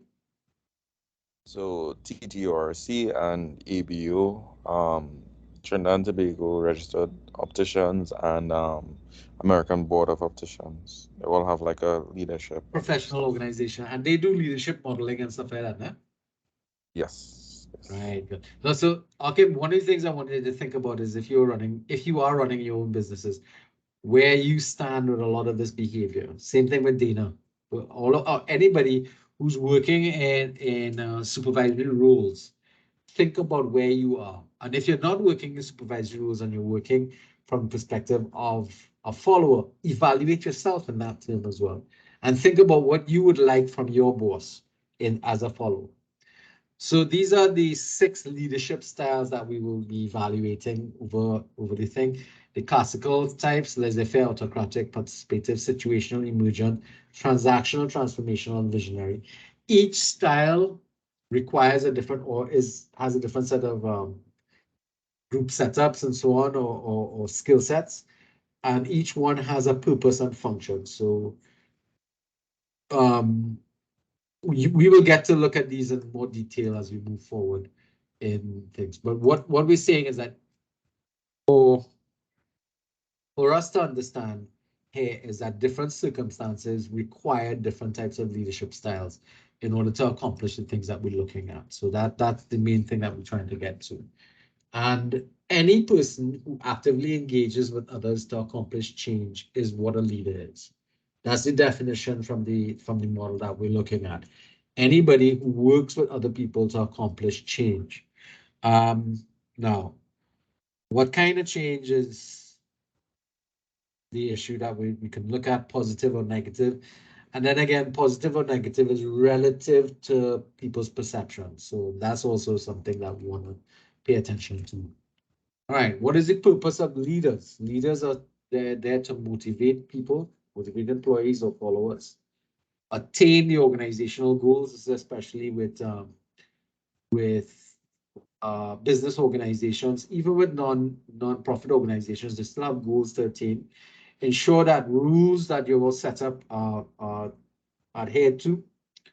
Provide continuity and momentum. That means, continuity from one set of goals to another, and the drive to keep us moving towards getting them, accomplishing them. Embrace and foster change. So as a leader, you have to be at the forefront. If change is coming, you have to embrace that change and make sure that people understand and move forward and foster that change in your own activity, that you act for the common good, you behave socially responsibly, you engage in civic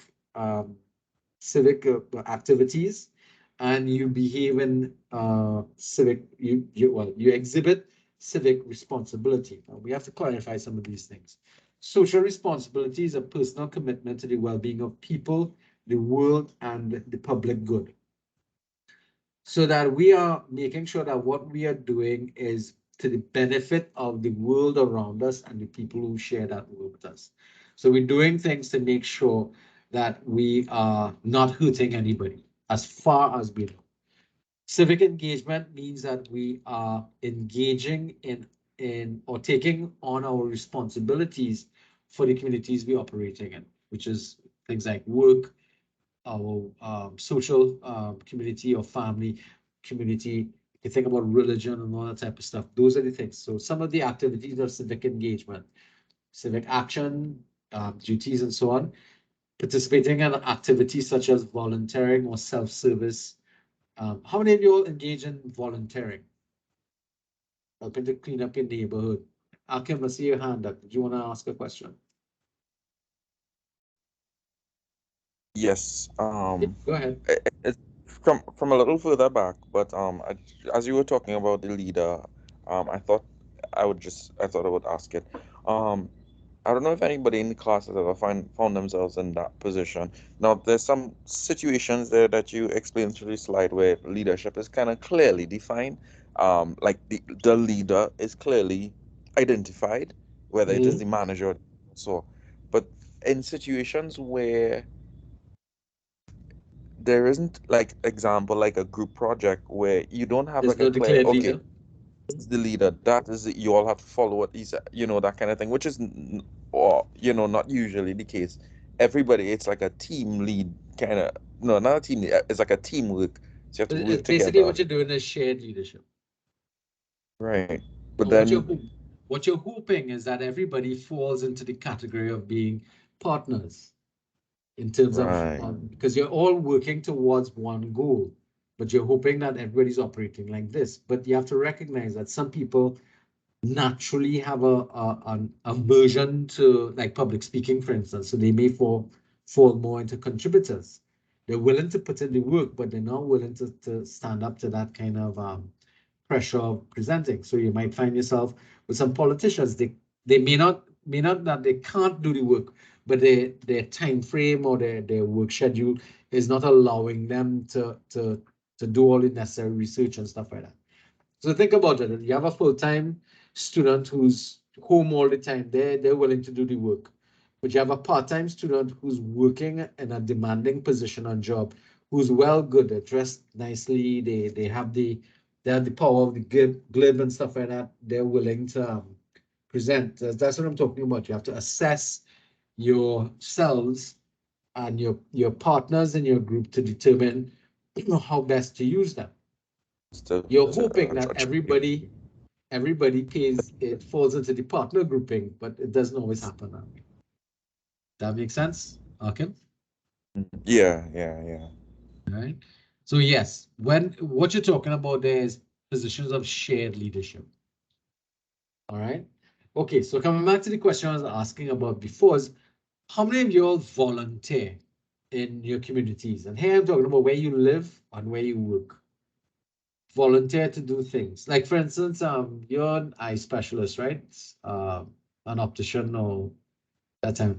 Do you participate in like activities with the ophthalmologist society where you'll do free eye tests and stuff like that in certain places, or? Yeah, so we do that from time to time. Sometimes it's charity drive, sometimes it's marketing. Um, but nonetheless, we do participate in volunteer type events. Yeah. Right, very good. And you're hoping to get some sort of not feedback, but some returns from it as well.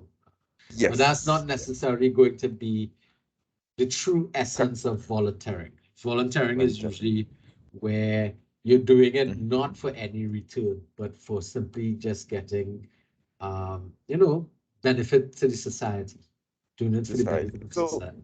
I mean, But I yeah, don't know to say that's where the corporate body gets social involved. responsibility. Yeah. Yeah. So like I know what you're talking about. Like COSTAT used to get involved with a whole set of civic actions and civic engagement, but they would insist that I wear my COSTAT t-shirt when I go. That is Something, yes. so they could get some recognition. Like it. And when Yeah. we go there, the organizations would actually say to us, we really don't want you wearing your corporate t-shirts. What we really prefer is that you wear the organization usually prints t-shirts for the event and that kind of stuff. So that used to be an ongoing battle all the time. But again, some organizations are powerful enough to withstand that, and other organizations, because they're now starting up, they have to kind of work with what they can get. All right. So these are some of the things that we're talking about in terms of being civic engagement. All right, willingness to make positive contributions to society, the ability to be involved in civil society, politics, and democracy. Now, this is one that suffers a lot, especially being willingly involved with political and democratic activities. voting is a serious problem in our country. If you've paid attention to the voting returns in most of the last couple of elections we've had, you'd realize that Trinidad and Tobago has very poor voter turnout. And that does not speak well, because it means you have the vast majority of people not engaging in the political decisions of a country.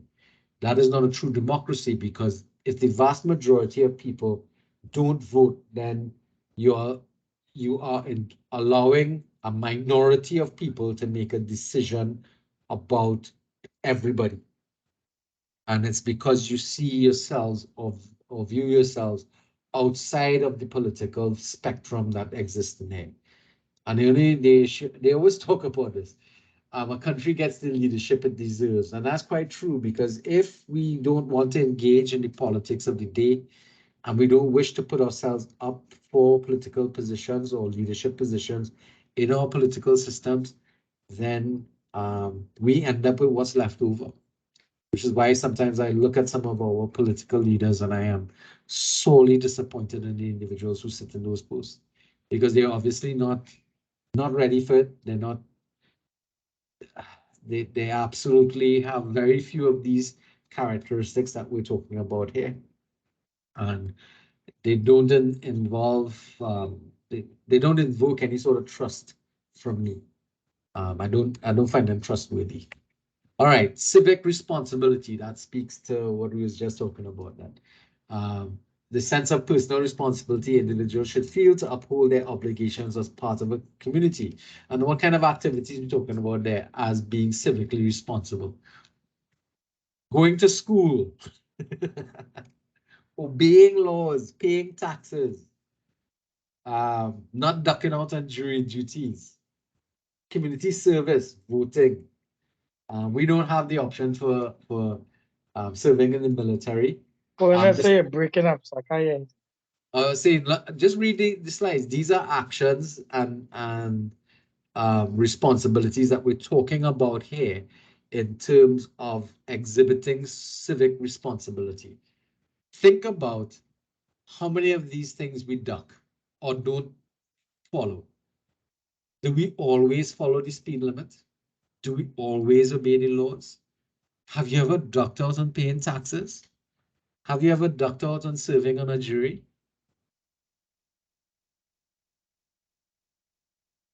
You understand what I'm talking about? These are things that we as both leaders and followers should be open to and be responsible for. All right. Should a leader know everything? Very good question. Should they? Anybody?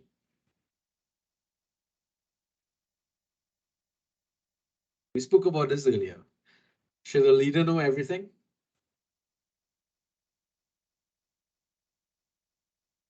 Akim? No, sir, I don't believe it. No, sir.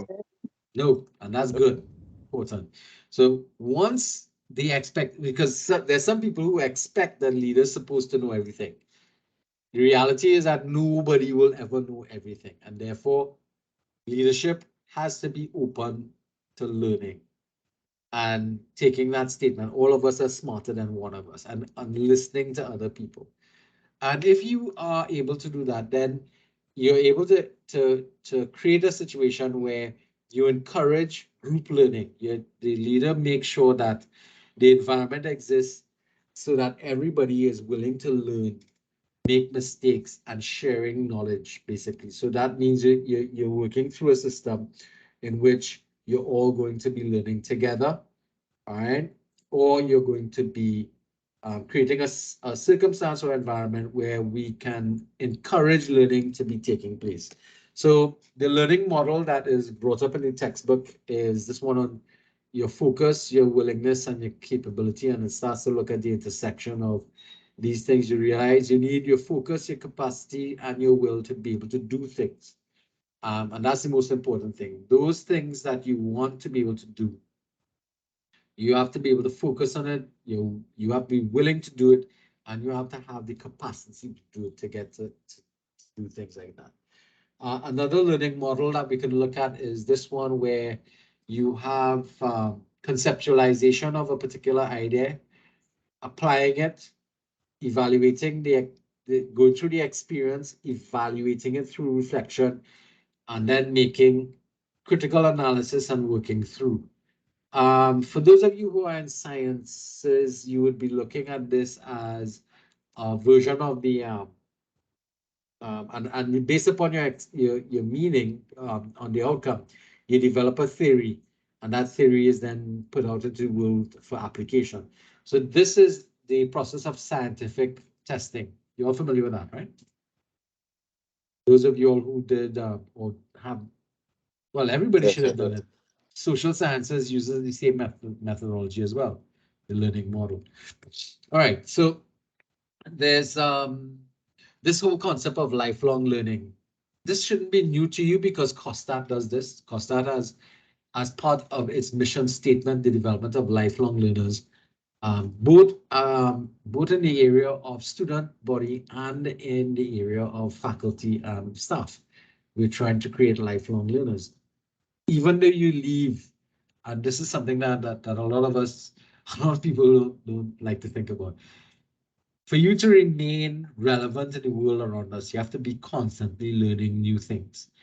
And the minute you stop learning is the day you should cease to bother to exist, because you're always going to learn. Even when you die, I guess you're going to learn that lesson that we all need to understand what happens next, because nobody knows, so to speak.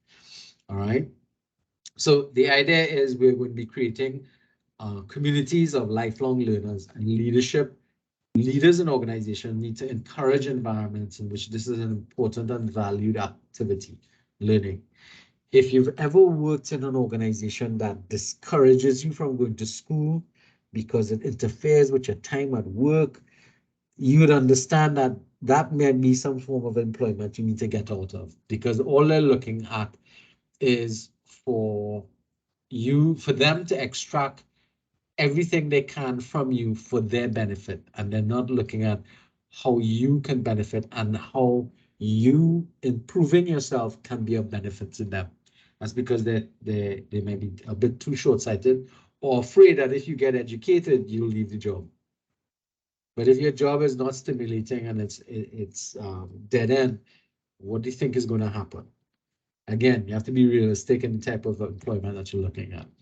All right, experiential learning. This is one of another way in which we come to deal with new information, and that has to do with experiential learning, which is learning through what we do, starting from conceptualization to execution and then thinking about it further. So there's a model we could look at for that, and that's this one. You start with abstract conceptualization. So you start to think about, I'd like to learn to do something. So for example, what I've been interested in for a little while now is something called wood turning. Now, wood turning is like making bowls and cups and stuff out of wood, but you need special tools to do it. I've been looking at some stuff online about it. And of course, the biggest thing I need to get is a lathe. So I've been thinking about it, and I've been anticipating or thinking about, I'm getting to that point where I'm going to be retiring, and I want to find some other activities to get involved with, to keep me occupied and possibly make some money out of things. And I'd have to buy that lathe to begin that process of active experimentation. But that's a heavy layout to be able to get into some concrete experience, reflect on what I'm doing, then think about it again and come back along those lines. Think about that from that perspective. That's something I've been doing. I've done it before with other things, like for instance, playing guitar and doing recordings and stuff like that. So I've done that before, but this is one that's a little more physically oriented. And it's something that I'd like to think about getting involved with. But of course, the cash layout on the lathe is going to be the biggest thing. I don't know if any of you all learn this way. How many of you all learn primarily not from any sort of formal learning process, but from experiential learning? How many of you all have gone through that process? The vast majority of you should have experienced some learning through that. Yeah, Ms. Forrester, what what was it that you got involved with? That you learned from really just learning from doing? So basically, when I started working, well, there's the urgency program where you get put into a ministry, and basically the senior manager would be, or the senior HR manager would be the one to show you what is expected of you on your rules and everything. But Right. luckily for me, the lady who was in charge, she actually went on vacation 2 weeks after I started working there. So there wasn't anyone else in the department, and there was a ministerial note that needed to be prepared to go to the minister. So You mean I a had to cabinet note? learn A cabinet note you talking about? to a ministry. Okay, go ahead. There is and there's a ministerial note that's basically to go up to the minister for her to approve. Right? So I had to learn how to create or the template and everything, how to put that together by the guidance or few points from someone else. But this is 2 weeks work. I've never had any type of work experience at all. I got through it, but it was really, really difficult. It would be, because that was throwing you in the deep end, literally throwing you to the wolves. Because if that note went up and they weren't happy, they'd fling it back at you, Yes, exactly. Some of them cabinet ministers not easy when it comes to that, because they don't want something to go up before Parliament and get rejected because of poor language or something along those lines, because it reflects on them as an individual. That person, that was a permanent secretary that went on vacation. No, the permanent secretary, she was still there. Actually, the permanent secretary is the one who's going to take the responsibility for that, if things went all right. So she should have been the one assisting you with completing that project. Yeah, and there wasn't there, so that was an experience. What ministry was this? Let me just. Year of education. No, Lord, no, please, no. Oh no! And interestingly enough, the current leader of the Ministry of Education used to also teach at Costat, right? Oh, she was my academic advisor. Yes. Back when Miss I was Dolly. there, yeah. I know her very well, yeah. Miss Diane Dolly. Yeah, she's a lovely lady. I just didn't see her as being this politically driven, but I don't know. That's a tough game for us to be working in. But I mean, she knows her stuff. Huh?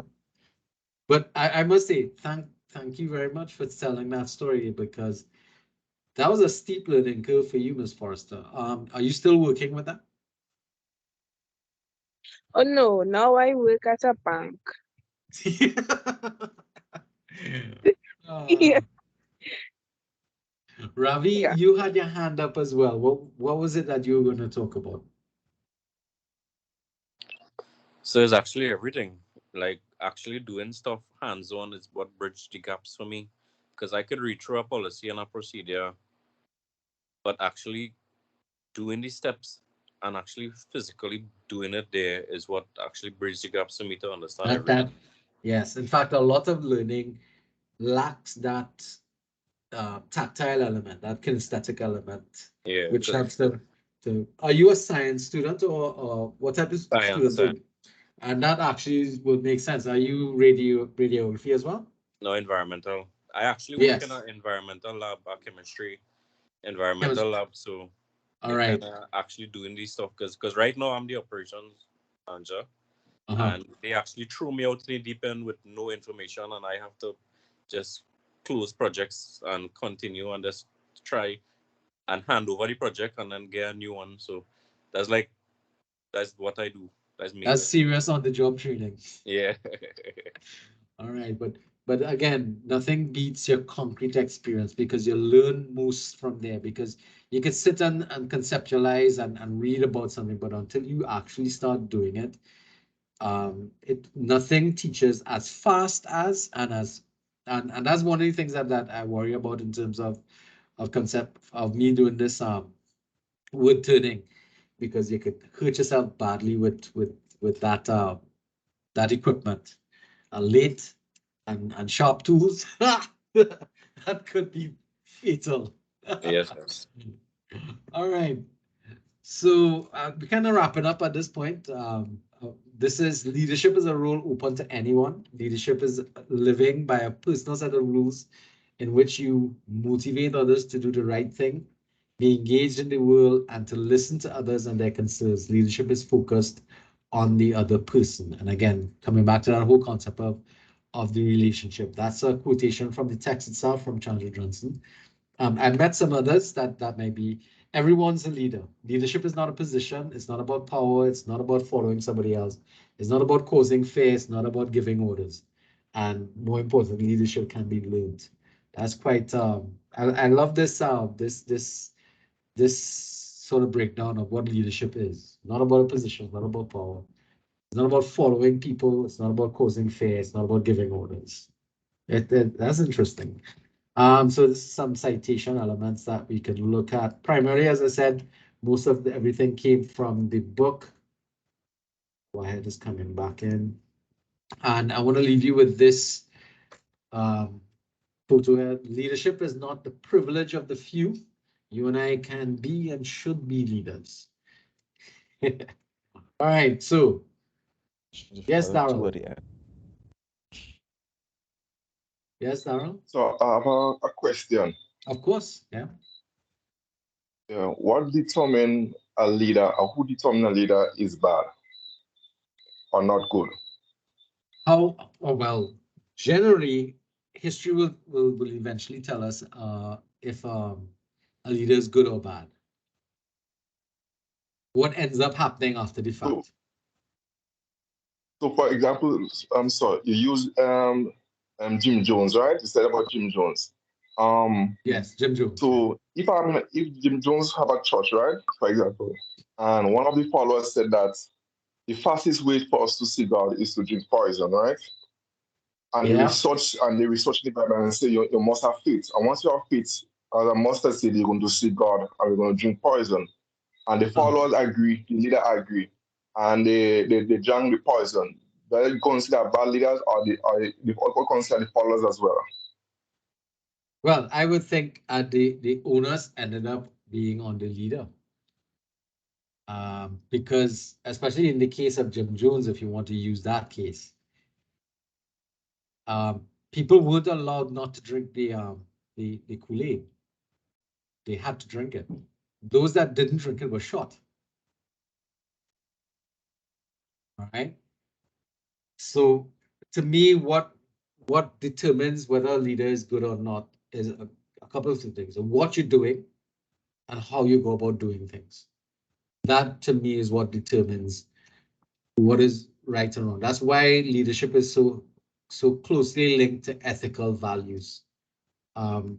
Because you can work, you can be anything, and you can work in any organization and be a leader in anything, but you have to think about it from the perspective of what are you leading people to do. Now, at some point in time, leaders, based upon the concepts or the situation we find ourselves in, you might find that a circumstance that may start off as being negative is actually positive. So from the perspective of, let's say, the civil rights movement, when that civil rights movement first began, a lot of people didn't view that civil rights movement as being something good. They saw it as being bad because the status quo of what was accepted in society was that the Black Americans had to accept their position as a secondary citizen of the United States. So it started off being viewed by the wider society as a big negative thing. And then eventually that became positive. The idea, though, is that at the root cause, the ethical value system there of equality, of brotherhood, was what was at the root cause. But when it first started, people looked at it as being negative. So in a lot of instances, when we look at leading change, sometimes change is viewed as being something absolutely wrong, absolutely bad. And whether or not it remains that way is based upon a true understanding of what the purpose and function of that whole operation is going to be. But I mean, think about anybody who's trying to lead change now, in any kind of organization or social movement. What are the main tenets that they're looking at? And you need to be able to develop your own sense of independent critical thinking to evaluate what do you think what this person is trying to sell is right or wrong. I mean, you'd ask the question, when you look at the people who were with Jim Jones or David Koresh, they weren't stupid people, you know. They were highly educated people, but he was able to manipulate them in such a manner that they were, what's the word I want to use, boy? They were willing to let this man take their wives, and he would come and make fun of them afterwards, after the fact about it. I mean, there's I don't know, any of you all listen to true crime podcasts? It's on Amazon or something. No, it's on YouTube. On YouTube, there are people who broadcast for free. They do true crime analysis, and there are a number of true crime people who on YouTube have analyzed over time, because it's called the Branch Davidian, right? So that was the David Koresh story, the Branch Davidian. You can go back and you can go and look at how that started and what he used to do, and how the government kind of messed it up as well, because that became problematic. But there were reasons. But this man was sleeping with, or was having children with very young girls.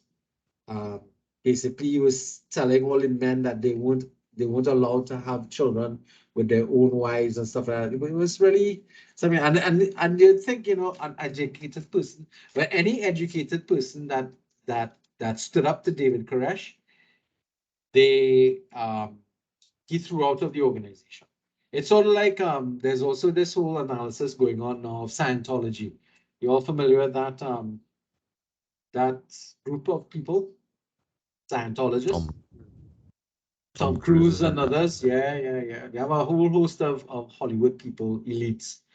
They've been speaking about, or there have been documentaries about that whole movement, because it's not seen as a religion, it's seen as a way of life. And I mean, if you understand what it is, it sounds absolutely ludicrous that people could actually believe in something as, I would say literally, from my perspective, as dotish as Scientology. Right? I'm sorry if you're a Scientologist, I apologize, but from my perspective, Scientology is absolute hogwash. All right? It's amusing to me that people can actually get themselves caught up in something like this and end up giving up their entire livelihood and their income and their children. They give up their children to this thing as well, and they have no choice in the matter. And they treat the like John Travolta and Tom Cruise very carefully, because they become like the spokespersons for Scientology outside there, because they also draw in millions of dollars of subscriptions and support and stuff like that. Anyway, but that was an interesting question, Mr. Wilson. How do you assess a good leader or a bad leader? To me, at the end of the day, it's what you stand for and what you end up with. All right. So are there any other questions I want to ask that anybody wants to ask?